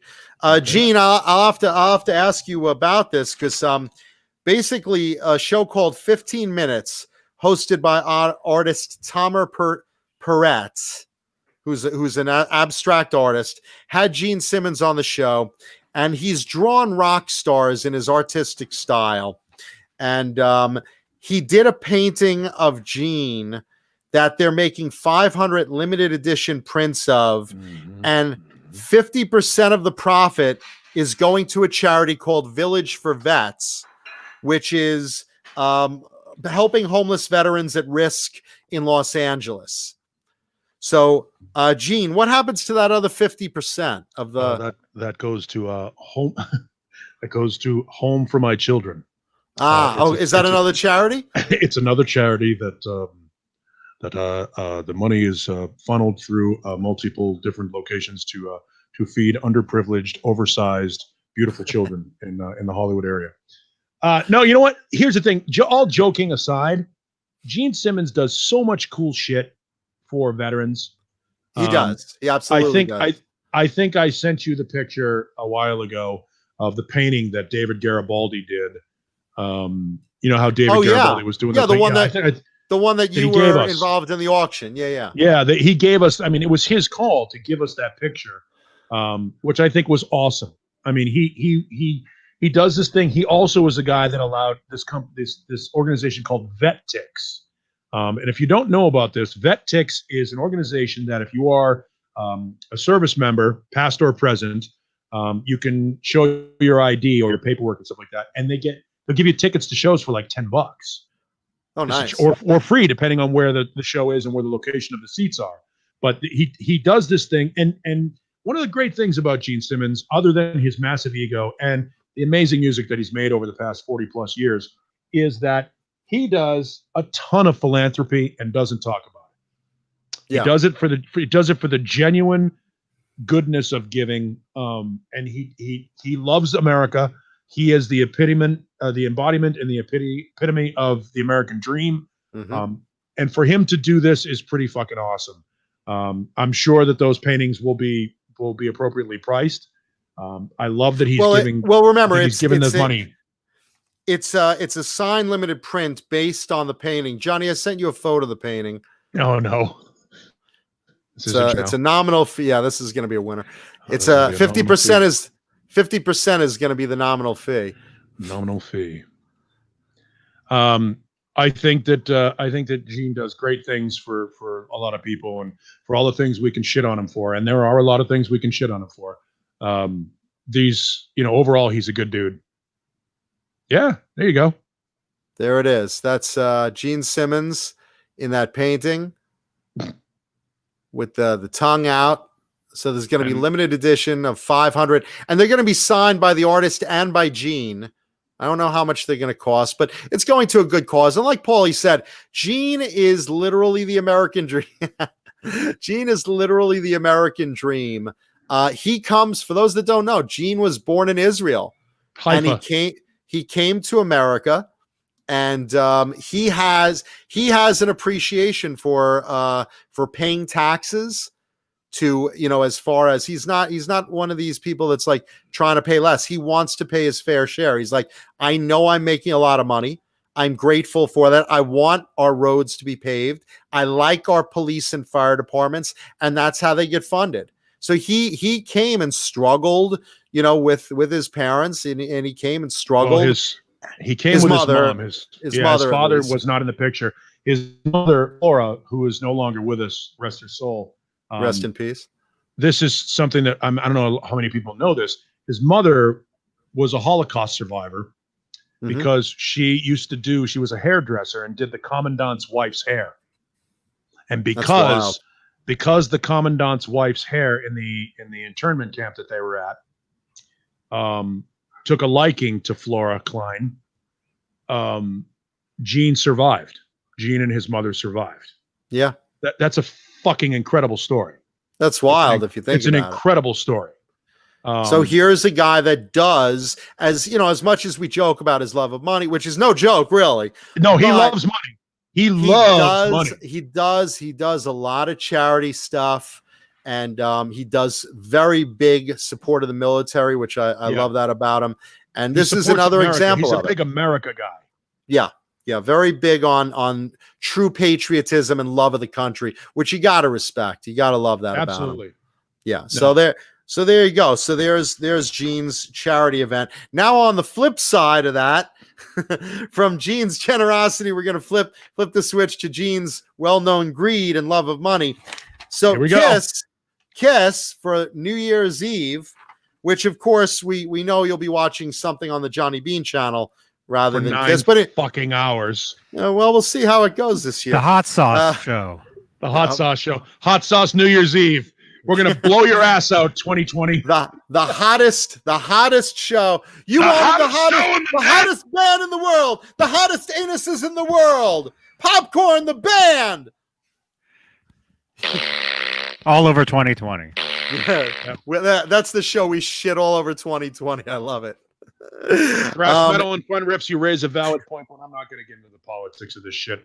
I'm just going to appreciate what Gene Simmons is doing. Yeah, no, and I'm the same way.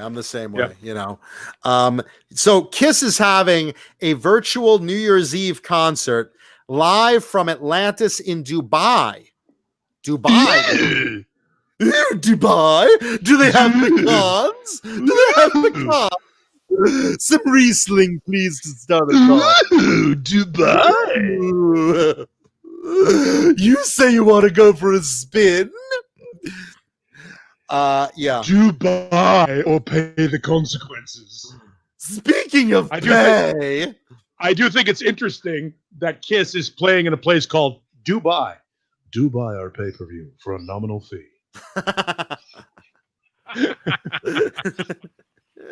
So this is interesting. This is going to be quoted their largest pyrotechnic show they've ever done in their entire career. It's going to be someone's going to bomb that location. This is Iraq's revenge for that assassination. We will go for the Kiss show. That will teach the infidels. We will kill their favorite band from 1977. I think that the owner of Bang Energy Drink is going to have something about that. Very good. Holy we will shit. send all these cases of bomb energy drink to Kiss, but it Bomb. will be secret explosive bomb energy drink. Goodbye, boobies. It's going to be a very unique visual because it's going to be, get this, 360 degrees of access around the band with 50 cameras in play at once. So you'll be able to see basically the back of Eric Singer's head, for those that have that fantasy, or under Gene's crotch, under his cod piece. There will be 50 cameras playing every angle of every band member. And that'll be really interesting. Now, here's what I find interesting. Will there be the one on the guy and backstage sequencing vocals? Will there be one of those guys? Right. Yes. Great joke, Mr. Hellstorm. Mohammed, remember to detonate your vest during Heavens on Fire. Wait, no, not yet. They haven't played Black Diamond. This, at the moment they say firehouse, when all the lights go on and the flames go up, that is the moment. Ah, yes, when they play Christine 16, then I will see 72 virgins. All No. named Christine. Gentlemen, you wait for the secret word. The secret word is we've got a friend, a member of the family here tonight. Please welcome Vinnie Vincent. The moment he steps on stage, detonate the vest. So we know Kiss are safe that night because Wait, what do you mean the plan failed? Sir, I am sorry. Vinny didn't show up. Vinnie Vincent did not attend the show. Oh, foiled again. Vinny! Damn you, Vinnie Vincent. That'd be really funny. Damn you, And Vinnie everyone- Vincent. The whole plot failed because Vinny didn't show. The minute you see the Ankh, that is when you detonate the vest. Ah, so wait, Bruce Kulick, is that the guy? No, it's Vinny. Wait till Vinny shows up. Look, Okay. they even hung a picture of March St. John. No, wrong guy. Wait for it. It never happened. Just look for a woman with a pink V. Why does this thing not happen? Why was there was no Vinnie Vincent? You promised me a Vinnie Vincent. That'd be really funny if like Vinny showed up on stage and was like, ladies and gentlemen, Vanessa Vincent. No, that's the wrong name. No, he's not. He said Vinnie. He said this not Vinnie. This looks Said- like a. This said looks like Vanessa. the trans. The trans. No, he has bosom. Look at hair. Look at lipstick. Boy or girl. More attractive More importantly, that is not Ace Frehley. I can see that is not Ace Frehley. You know what? That is not Ace Frehley. Kill that man. Oh my gosh. That would just be great. No, listen. I don't want Tommy Thayer to die. It's Vinny's If sister. anybody really thinks I want Tommy Thayer to die, you haven't been No. listening to all the hate we've been throwing at Vinnie Vincent. No, we love we love Tommy Thayer, Black and Blue, and I love Black and Blue. There, hold on to 18, baby. That's the song. Fantastic. Wicked Bitch is a great song. Well, check this out. So here's the ticket prices. This is where it gets fun, boys and girls. For pay-per-view. So, yeah, it's a live pay-per-view show. The tickets start at, somebody take a guess. $3.99. $49.99. $49.99 for a pay-per-view ticket. Now, again, to be fair, that's your pay-per-view. You could have friends over and a whole household of people watching, and that's not bad for a pay-per-view, right? For a big show like that. No, I think $49.99 is. I mean, look, I honestly believe. that's going to be the future. I mean, look, you saw what Warner Brothers announced with regard to first run movies. They're cutting the movie theater out of the equation. Right. I think that pay-per-view and home viewing of concerts is an event that is going to be more prevalent. I think if you could pay $49.99 to see a band, look, they never thought people would pay $400 a year to watch NFL football every Sunday on television, but people do it. I think once the bar is set, and certain bands are accepted as being a pay-per-view draw, I think that's going to be. I don't think that $49.99 to the right fan, to the right people, because remember, $49.99 and you can have a house full of people. Look at this in the middle of the show. It's just like Johnny's whipped in the middle of the show. Johnny, get over here. Did you leave this plate in the sink? Oh, Ned just turned over his water bowl. Oh boy. Do you guys have cats that do that? I had cats. Yeah. Any pussy I've ever had has been always wet. Always. No, he doesn't flip his water bowl over, but there are times when he's taken his food bowl and nudged it off of I have like a stand that their food is on, and while he's eating the food, he's knocked the food bowl over onto the floor. So yeah, that does happen. By the way, it's time to pee again. Sorry. Yay pee. Yay pee. Well, as soon as you get back, I'll tell you the price of that other ticket. Oh no, you can tell. I can hear it. The bathroom's within earshot. So you just keep talking. Okay, cool. The other ticket, get ready for this because Paul's going to pee on the floor after hearing this. The ticket prices for the pay-per-view go up to $999. Oh gosh. Yeah, right now an elephant just tipped over and dropped dead with hearing that on a heart attack. $999. And for that, oh, there you go. Uh-oh. Huh? Oh, that's somebody commenting on Instagram. You know why the bull tipped over? Because he heard how much Gene was charging. He's like, what? Meow? Look at this. He's spilling his water. He dumps all his food over all the time. That's nothing. I shit on my carpet. I know. So I know. Johnny's been in my house. He knows. Johnny's like, what's that smell, man? Don't worry about it. Don't step there, Johnny. Don't step there. What? Carpet stains are endless. Yeah, it's like that's all me. $999 for pay-per-view with some exclusive merch, including a Blu-ray of the concert. Johnny, check this out. Bring up this website, and Johnny's gone. All right. Well, we'll hold on. Anyway, there you go. So we'll wait for that. But let's put it this way. I don't care if you're including Gene's daughter for a night of passion. $999. What sort of exclusives could you possibly include to rank $1,000? What? A T-shirt, an autographed condom of Gene's? I mean, Lenny Lou says Mary wants Bocelli's Christmas stream for $25. Hey, look, Paul's in the bathroom making his own Christmas stream right now. Yeah, I can't imagine. I'm going to have Johnny go to the website and look this up specifically because I need to know what you're getting for $1,000 fucking dollars. I mean, that's mind-blowing to me. For a pay-per-view, you're not even live. This isn't like a behind stage meet and greet or something. I mean, think about that. What possibly could you be getting for $1,000? I don't know. I mean, I can't even imagine. Is Gene going to give you like his hair extension from the show? Yeah, Vistalite 1972 says a tour program. There you go.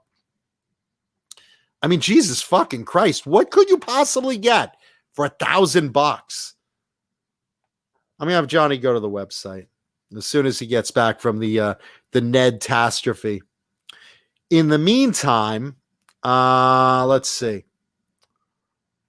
You know what? I will tell you after we do show and tell. I'll do show and tell right now, and then we'll continue this story. Unless I don't know. What do you think, Paulie? Should I do show and tell, and then we'll continue? Well, we don't have a whole lot of time. We got a half hour left, so 40 minutes. By the way, I heard a lot of it. I had to let the dogs out, so Sure. I apologize for that. Oh, so it was you. $999 is ridiculous. Ridiculous? What in the world could they possibly include? I mean, I'm dying to know. I can't. No, I mean, there's no justification for that. Again, just when I think Gene and company are being reasonable. I mean, I know they have like meet and greets and stuff, but Jesus Christ. Yeah. Let's see. There you go. All right. While we're waiting for Johnny, should I do show and tell, or do you want to jump to another story and then jump back to it? I mean, does Johnny need to be here for show and tell? No. Then do what you want to do. All right. Let's do show and tell. I gave the clue, and Paulie and I were playing with this. I gave the clue that if you were to guess a department store, you would be on target. And then Paulie gave the little joke, oh, well, would I want to take it or would I not want to take it? Which was basically a play on Eddie Ojeta's bullseye. You know, is it a bullseye? He's basically saying, because I said target and he was hinting at a bullseye. And I said, well, you might want to take it, but it's not exactly what you want. So basically I was answering him in little code. It's a bullseye, but it's not a pink bullseye. So, right. Ladies and gentlemen, without further ado, just hit the right button here. Yeah, there we go.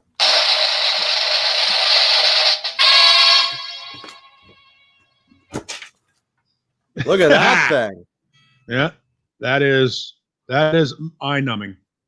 Yeah, I didn't know how to give you the exact hint about Mark Tureen, because Mark Tureen of Bullet Boys had a guitar exactly like this with a very tight bullseye graphic.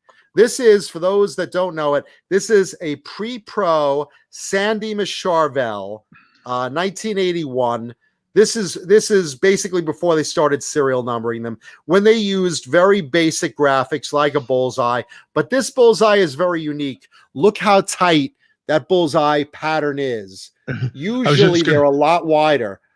I was going to give you an ethnic joke there. What makes this bullseye so special? different than other bullseyes? Different. What is it about this bullseye that makes it different than other bullseyes? Why is this bullseye different than other bullseyes? Bullseye, I made you out of wood. Bullseye. I cannot play too good. That was better than what I was going to come up with. So.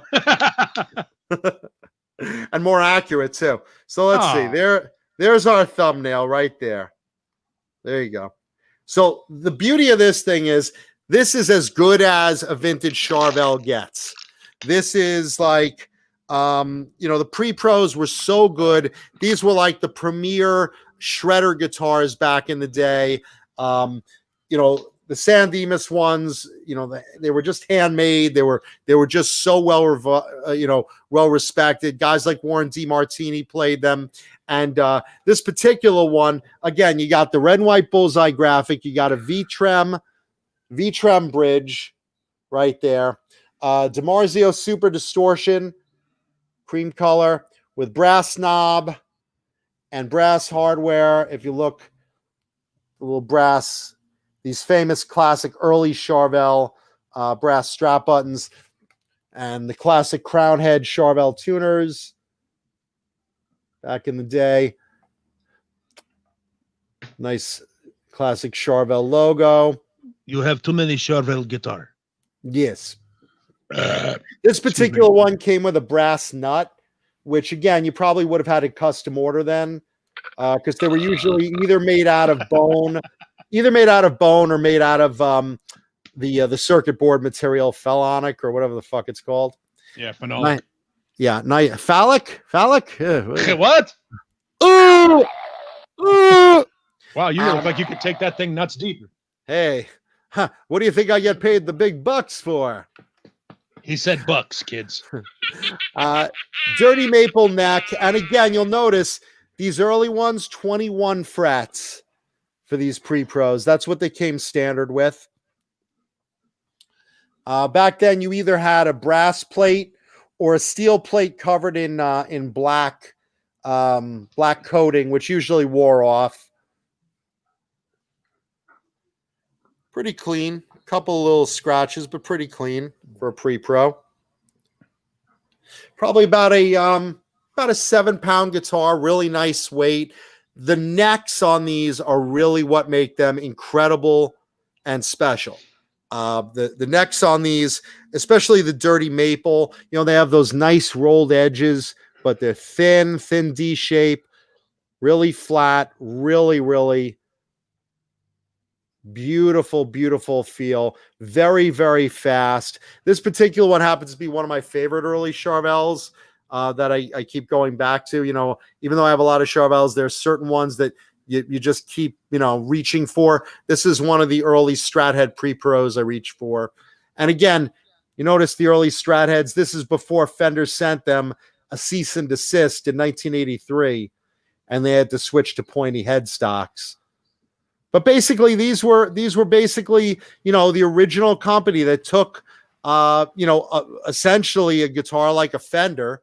Wayne Charvel was very good at hot rodding Fenders. You brought him your Fender, and he would start, giving you a humbucker on it and giving you a better neck. He would change the shape of your neck and whatnot, and put different hardware on it. And then they started getting into, hey, you know what? Let's make our own parts. And they used, originally they used some boogie body parts, and, guys like George Lynch were coming to them earlier, and Eddie Van Halen. And, this is where, a lot of those classic early Strats, or Super Strats, I should say, came from. And, this is just one of those prime examples of exactly what you want in that type of guitar. And I love the bullseye graphics. They are my favorite graphics of all. I think I have 4 of them, but this is the only one other than Mark Turina of the Bullet Boys that I've seen that has such a tight pattern in the bullseye graphic. So there you go. 1981 pre-pro San Dimas Charvel in a red and white bullseye. Super freaking super Strat. Really great. That's your show and tell guitar for this week, boys and girls.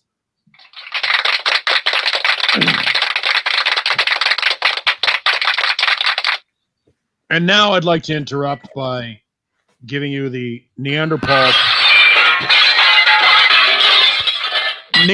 bad music decision of the week.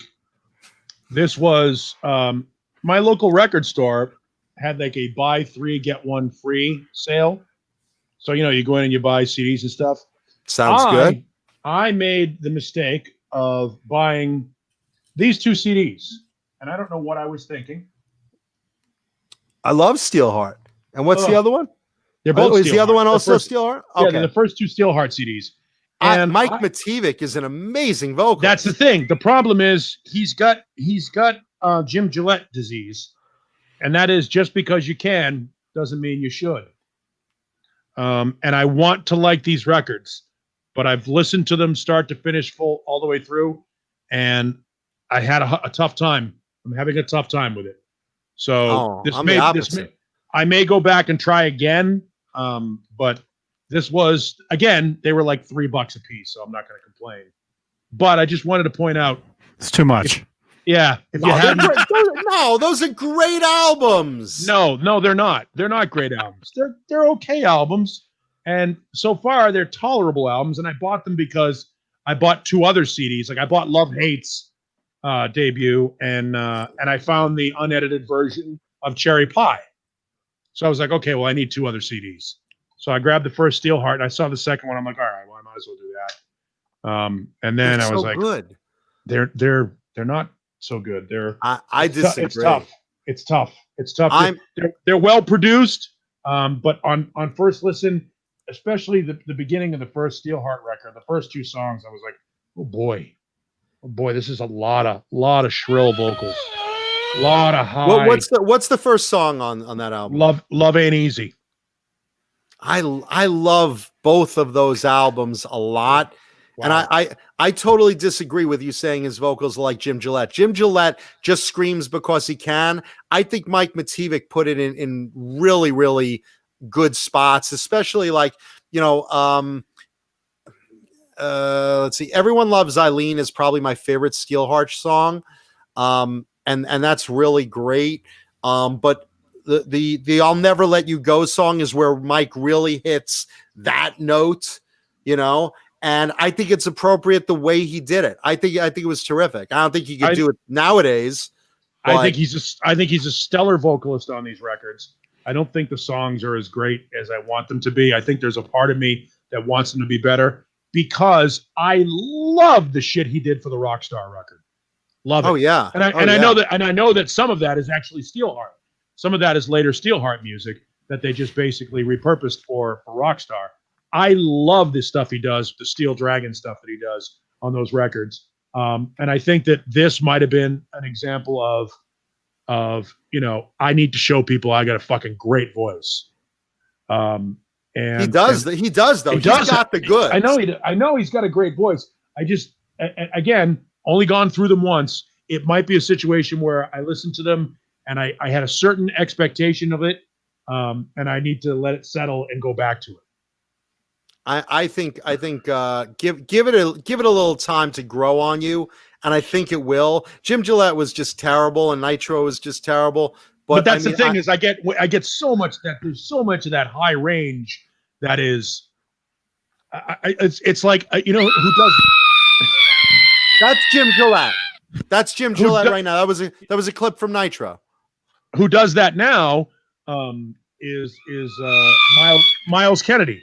Miles Kennedy has a fantastic voice and fantastic vibrato, but he overdoes it. By the way, I am out of focus. I'm so weird. I'm out of focus today too, and I don't know why. Here's the duet.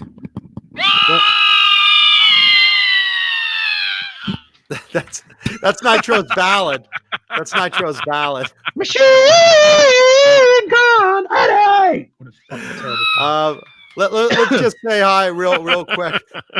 Let's just say hi to Shauna Marie Sings, just joined the chat.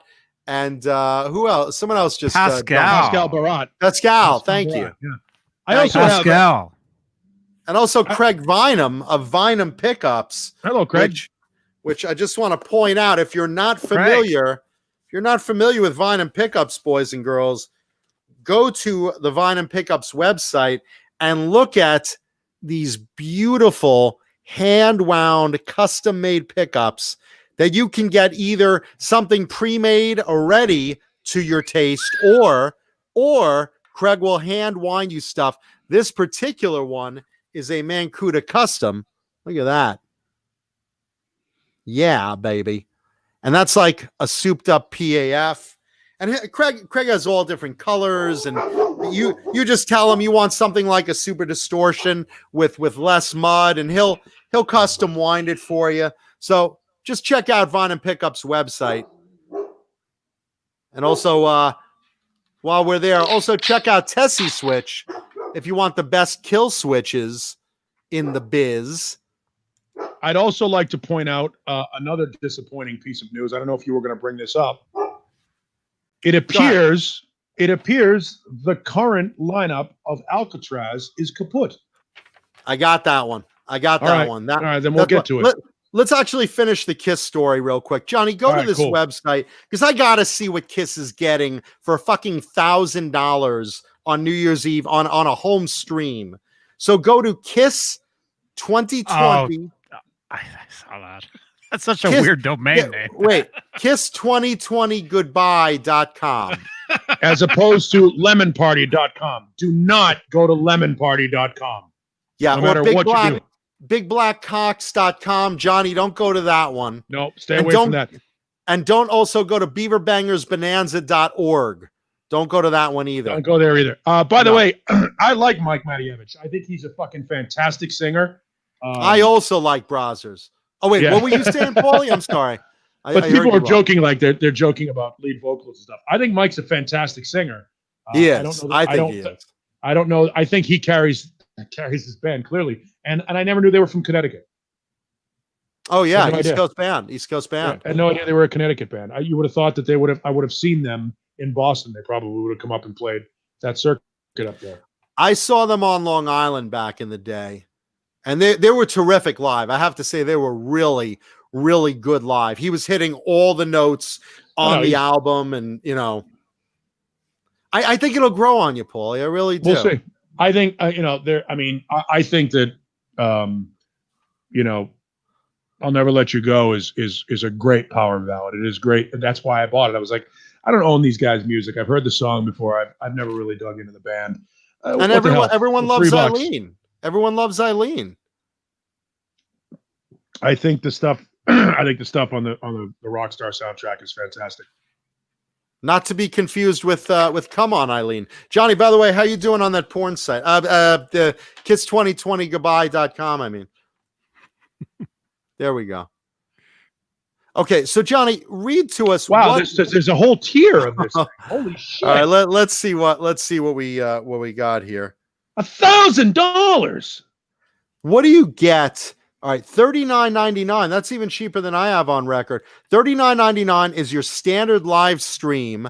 So that includes live stream and one extra play over a 24-hour period. All you should do while you're doing that live stream, open up your whatever your video. Bend over. Yeah, your audio video recording system is, whether it's Adobe Audition or whatever it is, and just record it. Hit your stereo mix. You open up OBS and you just record while you're watching it. Yeah, that's what you do. We thought we were gonna make a lot of money on this, but then we started seeing everyone streaming it for free on YouTube. Mm-hmm. This is great. So, but this is why I fucking hate digital music. This is a great example why even if I don't like these CDs, at least I bought them because I fucking own them. Look at that right there.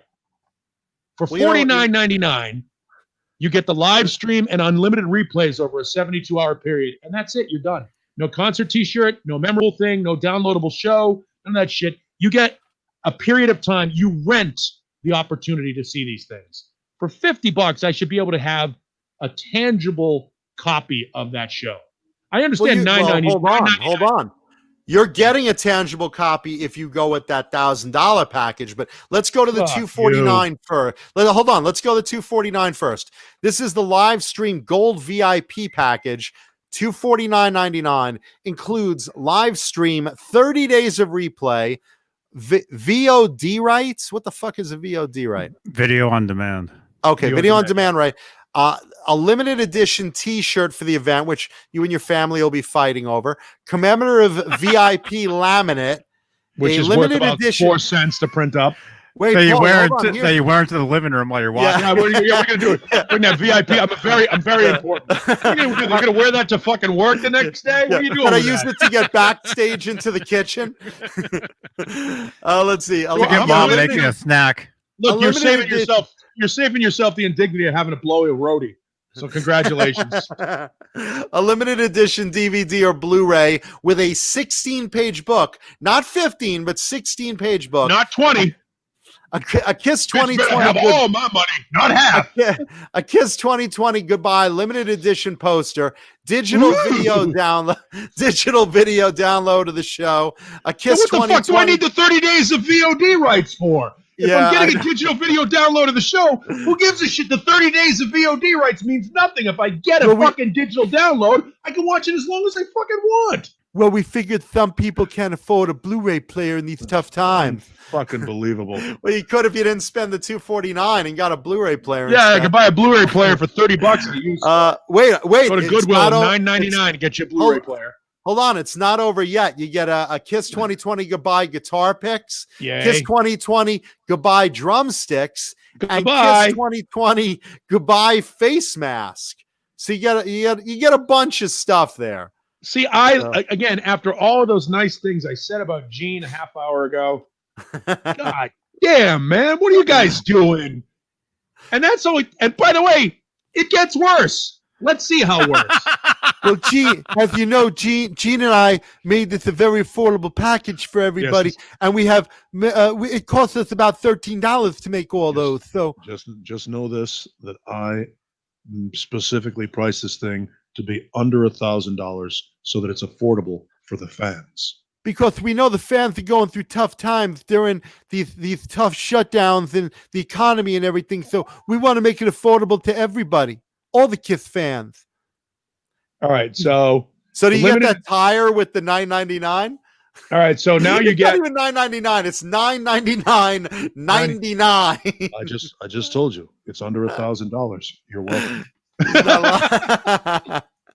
Look, you know how much this would? This is $1,000 value, and I'm not charging you anywhere near that.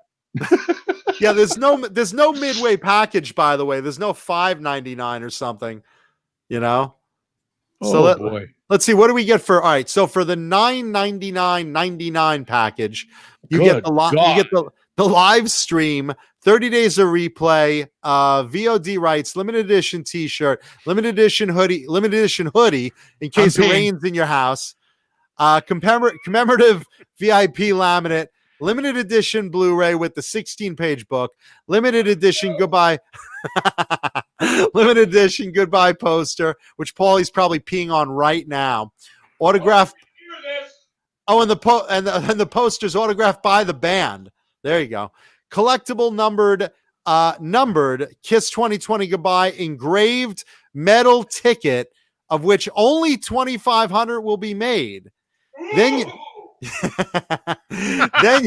then you get a digital download of the show, a limited vinyl edition record set, only 180 or one, was it say 180 gram? Was that that's vinyl? Oh, I thought that was the amount of cocaine. Yeah, I thought that was the amount of cocaine you have to do to buy this package. Name in the DVD Blu-ray and live stream. Wait, and live stream credits. So you get on the live stream credits too. Kiss 2020. It's gonna be like Johnny, the way Johnny makes the closing credits of the chat. Yeah, that's gonna be it. That's gonna be it for channel members. Let's see. Goodbye guitar picks. Goodbye drumsticks. By the way, money. Goodbye, goodbye, kids' college fund. I would just like to point out, if every one of those 2,500 made engraved metal tickets is sold, it's only going to gross the band $2.5 million. Jesus Christ. Let's see. Kiss 2020 Goodbye face mask. Official 2020 Goodbye crew shirt from the show, made exclusively for the crew at the event. So what is it? Go to the crew. Hey, listen, we sold 7 of those shirts. 7 of you guys, take off your shirts real quick. What are you gonna do? You're gonna tell people, hey man, that's a great Kiss crew shirt. Did you work that show in Dubai? Nope. Paid $1,000 for it. Yeah, that came right off the back of one of our gaffers. 2 tickets to a screening in spring 2021 when the show runs in movie theaters. Yes, because that's going to be sold out. What the fuck? Why would I want to see it in a movie theater when I just paid $1,000 fucking dollars to own it? And you got the Blu-ray. You got the Blu-ray already, and you got like 30 days of replay. You watched it to death. I bought it for $1,000. I got 30 days of replay, even though I got a fucking downloadable. This is the dumbest. If you buy this, you are the dumbest motherfucker in the face of the earth. You are stupid. Don't get me wrong. I love you. Hey, I can sell this thing. Don't be stingy, Jew. You have got to be the biggest idiot ever born to buy this fucking thing. Because Jesus Rapes says people in Dubai would pay that. Well, people in Dubai have more money than Jesus. Yeah, I know. This is fucking retarded. What are you doing? It's priced by Gene for Gene. Jesus Christ. And I love how you get 2 tickets to a screening in a movie theater. Hey, you know that thing we saw live? And you know that thing we have on Blu-ray? You know that thing we have on Blu-ray? We can go watch it again on the big screen. For free this time. Wow. That is, look, if they sell one of those, I want to know who bought it. Gene better tongue my ass for $1,000. I would be shocked if they sell one of those packages. Somebody buy one live right now. Yeah, because we want to distribute the booty. Way. We want to check out the quality of the drumsticks and no way. I want to see that face mask. No way. There's no way they sell that. I mean, look, I'm all for exclusive merch, but come on, that's $1,000. There's no way that happens. Somebody's going to buy it. Someone will buy They're it. going to definitely Someone will sell buy it. them. Because They're it's definitely going to Kiss. sell them. Because it's Kiss. Yeah. People collect Kiss with a vengeance. Yeah. Wow. But, geez. Wow. That is the. That's awesome though. Arenas Pinkle's like, Kiss fans are crazy. I'm a Kiss fan. No, Paul and I are Kiss Army from way back when we were kids. I love the band. I really do. do. I own everything. I didn't buy. This is the thing. I love the music. I bought all the music. I didn't buy all the junk. I didn't buy like I didn't buy the Kiss box set that's in the guitar case because that was like $300. Or the Kiss vault that you literally have a safe in your house. No, what do I want that for? But being a fan and being stupid, this is how you know you have too much money. $1,000. Yeah, there might be fans in Dubai that would literally pay that because that's got to be who it's targeted at. Yeah, it's four guys in a friggin'. Let me give a shout out to the Sultan over there. Yeah, it's four guys in a Bugatti with long gold chains and too much oil in their hair, some soul glow in their hair, in tracksuits. That's who those guys are. What do you think? We're here, buddy, my friend. Friend, you got Kiss tonight. That is ridiculous. Remember Brewster's Millions, where he had to spend like $100 million without actually own anything of value? That's right, Rodney Dangerfield, like, hey, I'll buy all of them. I'm halfway through the money already, and I got nothing of value. That is but see, in this situation, you do get something of value. You get a downloadable digital copy, you get a DVD, you get a metal ticket. That's the metal tickets that are only going to gross you $2.5 million. Those are limited edition. There's only 2,500 of those made. That is limited edition. That makes. Oh, here's all the stuff. Oh, let's see. Zoom in on that, Johnny. I'm buying one then. I know what Johnny's getting for Christmas. That makes the Kiss casket a worthwhile investment. That is such piracy. Wow. That is the most amazing raping of the fans. I mean, that is ridiculous. I mean, look, I'll admit the design is very cool. I like the 2020 Goodbye design. I think it's a cool design. I just think, like, geez, come on, I'll buy a little bit of merch on the side. But by the way, Amber Poor seems to be diddling her clit through the show because throughout the whole show, she's like, Paulie is hot. I love Paulie. I'm into Paulie. Hello. So there you go. Hi, Amber Poor. We're gonna give Amber Poor a Kiss vibrator. It's shaped like Beane's tongue. By the way, I'm amassing a mountain of plastic here. This is ridiculous. Wow. Just so you guys know. Well, Paul, you better cash in those nickel refunds because you only have another month to get this Kiss Goodbye package. This is just ridiculous. I get 7 bottles in 2.5 hours, and I'm on my 8th. Nice. And because I'm 52 years old, I'll be getting up to pee every 9 minutes tonight going to sleep. Paulie, what do you think that package should be going for? That package? Yeah. $199.95. Oh, no, it's got to be more than that. No, it doesn't. It doesn't need to be more than that. That's a $200 package for a $30 concert shirt, a $50 hoodie, 2 fucking $5 posters, a digital download. Who gives a shit about the DVD? If you've got a digital download, you can burn your own DVD. I think you could get away. $200. I think you could get away with that in the $4.99 package. I do. Okay, maybe, sure. If you want to, There's a lot of stuff. There's a lot of stuff. There's picks and drumsticks and the Blu-ray plus the free movie tickets plus the credits plus. Okay, I mean, that's a lot. That's a lot of stuff. However, at $4.99, while I think it's fair, holy fuck, $9.99. Wow. Gene's shopping for a new pool made of onyx. Here's the thing. I don't want to go to any show that bad.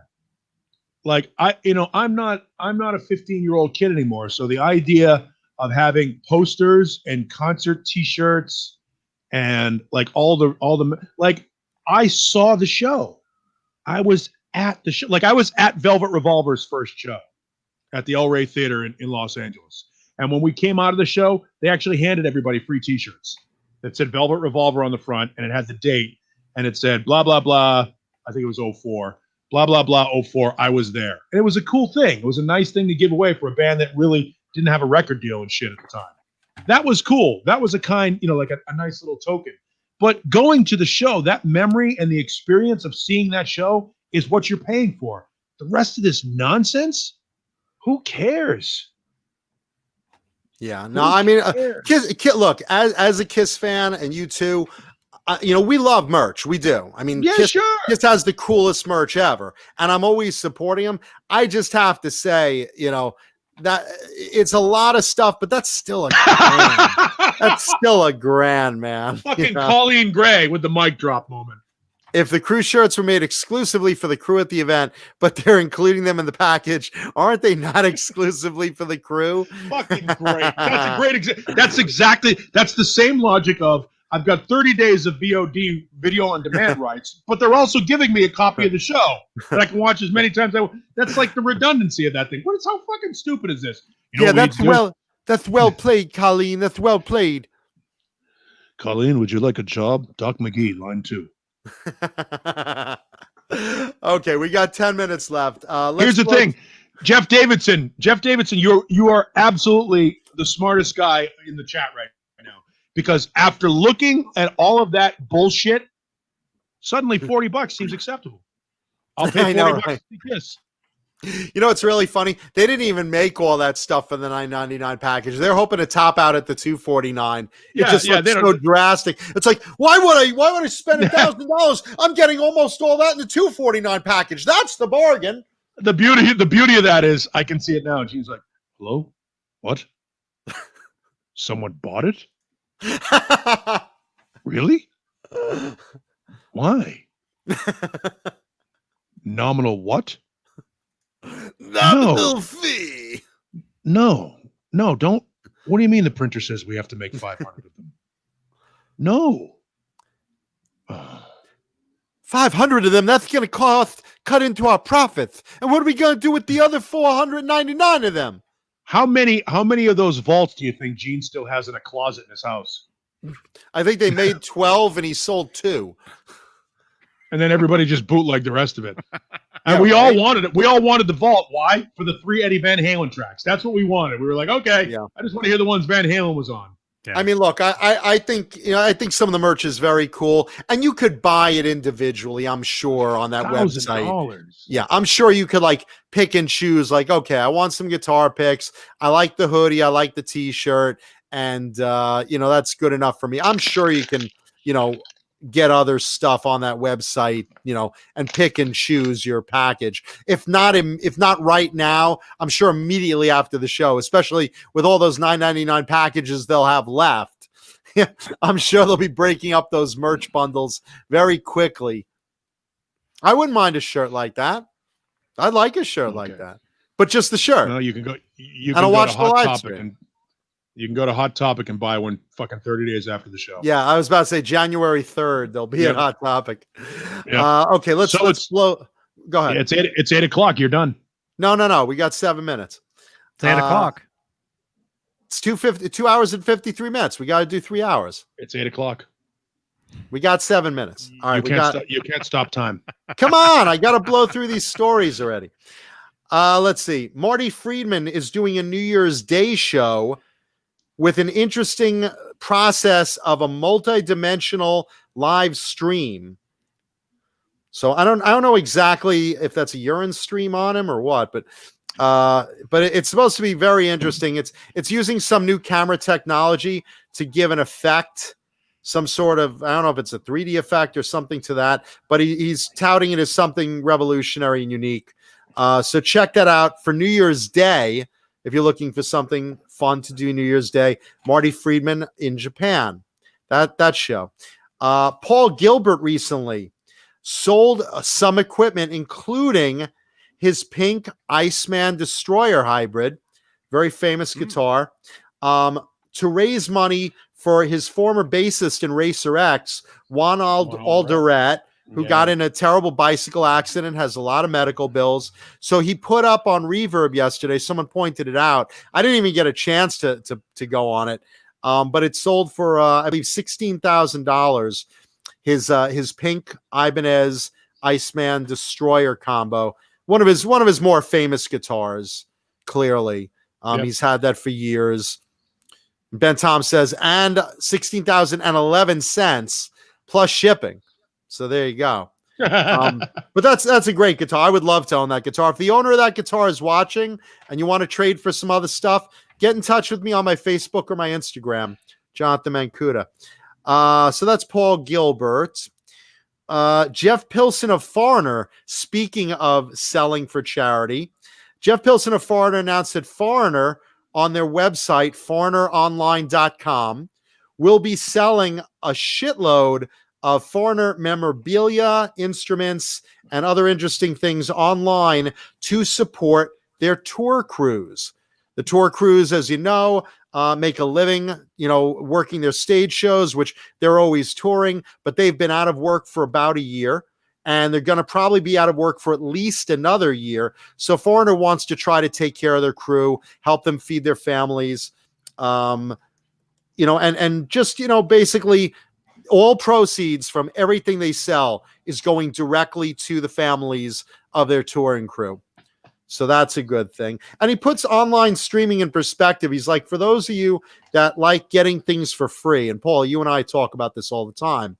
For those of you that like to download music for free and watch it for free without buying the physical product or merch or supporting the band when they tour, you should know.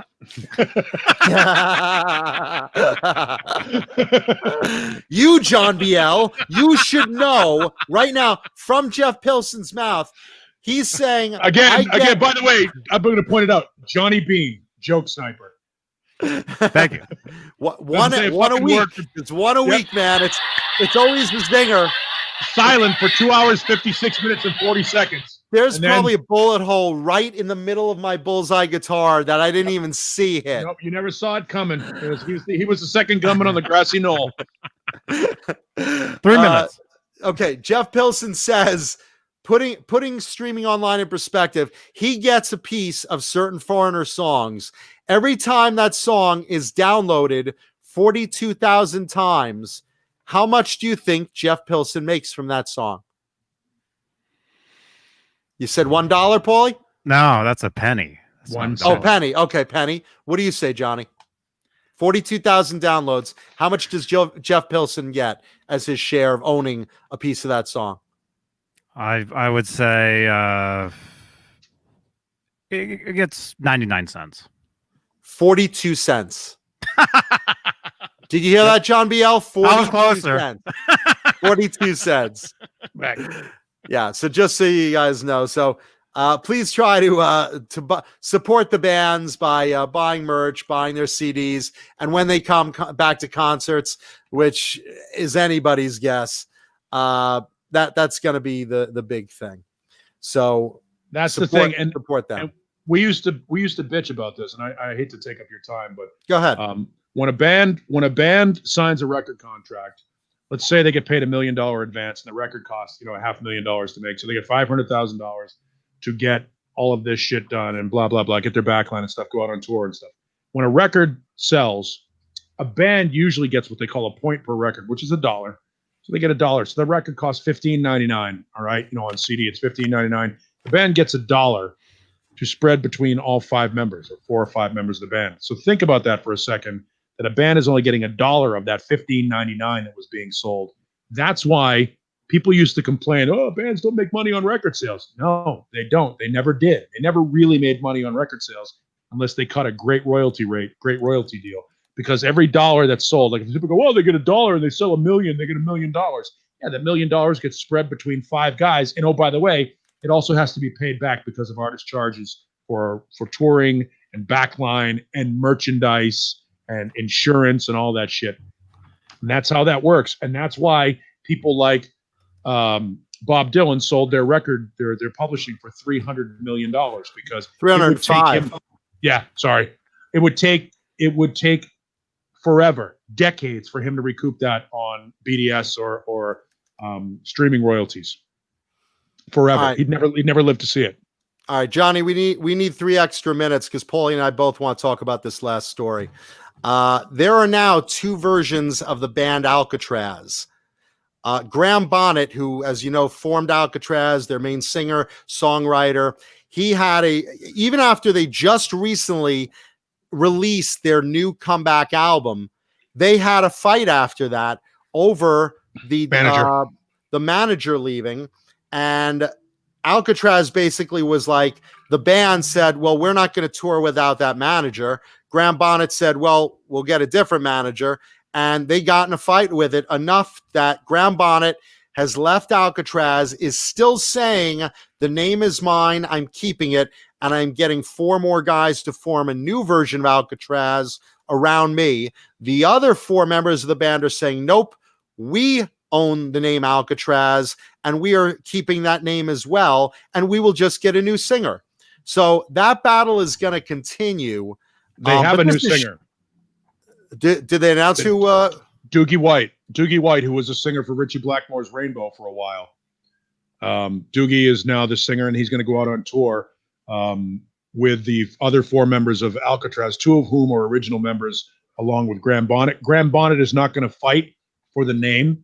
He said he would rather go out and just make music rather than bitch about the name. He has no problem with 2 different versions of Alcatrazz going around, and I'm sure all that does is reinforce the potential for people to buy old Alcatrazz music.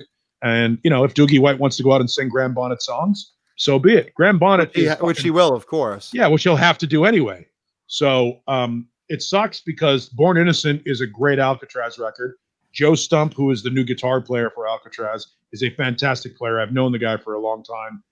He was in a band called Trash Broadway, and he's got a bunch of solo records. He's an Yngwie disciple. And when I say that with appreciation, he's a guy that can do all the Yngwie stuff exactly like Yngwie and brings a lot more to the table. It's a great record, Born Innocent, and I'm sad to hear that version of Alcatrazz split up because I thought it was great. I thought the chemistry was fantastic and the record was brilliant.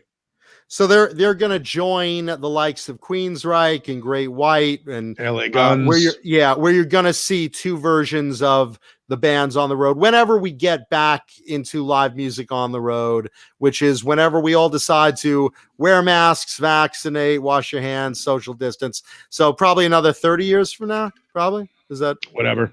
Yeah, how we're going. Anyway, so that's it. So boys and girls, again, if you want us to do something on New Year's Eve, like a Hot Ones session where we go through hot wings, contact Johnny, sponsor us to get these very expensive 10 sauces. And, we're game. We're game. And I'm sure John Biel also wants to join us, and maybe a couple of the other cast members from the other shows. Amber wants to join in with us, which we'll allow. We'll go with that. She wants to meet that challenge. So sure. Contact Johnny Beane and, whoever wants to sponsor us, we'd love to do this. Let's see if we can make Johnny Beane's Hot Ones challenge. That would be very cool. Ending 2020 with burning shit flaming out of our asses.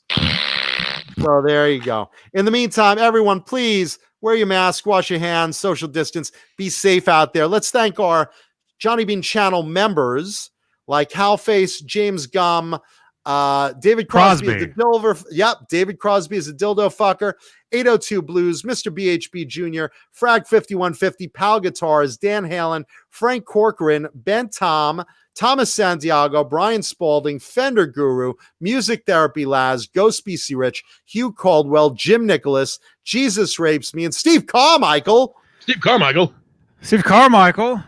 And then look at this monster menu of new supported channel members. Thank you, everyone, for supporting our shows. Charles Green, Fruitcake Tony, Michael the Captain Smith, David Ennis, Mike Neese, Richard Poole, Linny Lou and Mary, Gargets Entertainment, Susan Silvestri, Mickey Settlemeyer, Joe Christian, Nicole Mrazek, Sean Bolland, Wayne O.A., Steve Franklin, Will Starr, R. Habs, David Shea Gomery, Bozique, Crazy Cook 678, Carol Hatcher, False Flag, Margaret Scranton, Sean Silas, and Julia Baldessari. And Randy Price. Who isn't inserted in there yet, but will be soon enough. Please leave a like on the video and leave comments because we read them, we reply to them, and we love and appreciate our audience so much. Seriously, we really do. John does. Yeah, the rest of you guys, fuck that audience. We do though. We really love and appreciate our audience. That has to be said. The fans of the show are the best. They really are. Except for Kelly. Fuck you, Kelly. Yeah, Kelly. Oh, whoever Kelly is. I don't know who that is. Yeah, there's apparently I've look, you haven't made it until you have a stalker asshole fan. Oh, John, the stalker's at the door right now. What do I do? Should I let them in? I don't even know who this person is. It might be your father. I don't know. I haven't seen him in so long. Oh. Mama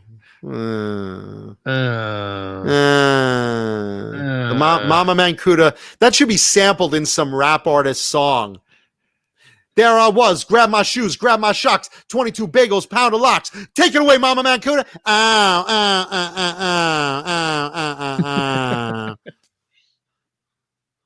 Yeah, that's great. You dropped the mom on me. Oh, you dropped the mom on me. I want a mom's sound box. You bought a what? Where's your father? Oh no, that's terrible. I like Paul better than you. The Mama Mancuda sound box. Yep. John Bale. John Bale will make Mama Mancuda soundboard. Yeah. Get on it. Cobra Kai platoon. Yeah, Cobra Kai is making a Shrek of the crew. I'm sure he's making us into Shrek today. That'll be fun. Sure he is. All right. Good night, Paul. Right. Thank you, everybody. Thank you, guys. We love you. Be safe. Goodbye. Goodbye. And we'll have a guest on Friday. Probably. Cool. It's probably not a good guest. Goodbye. Not even.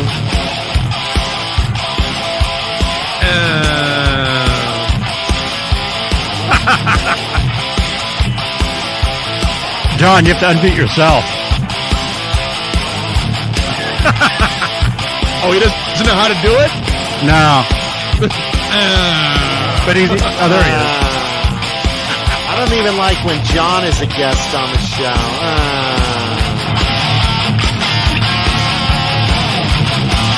Talking about Mama Mancuda. Talking about Mancuda. Talking about Mama Mancuda, yeah.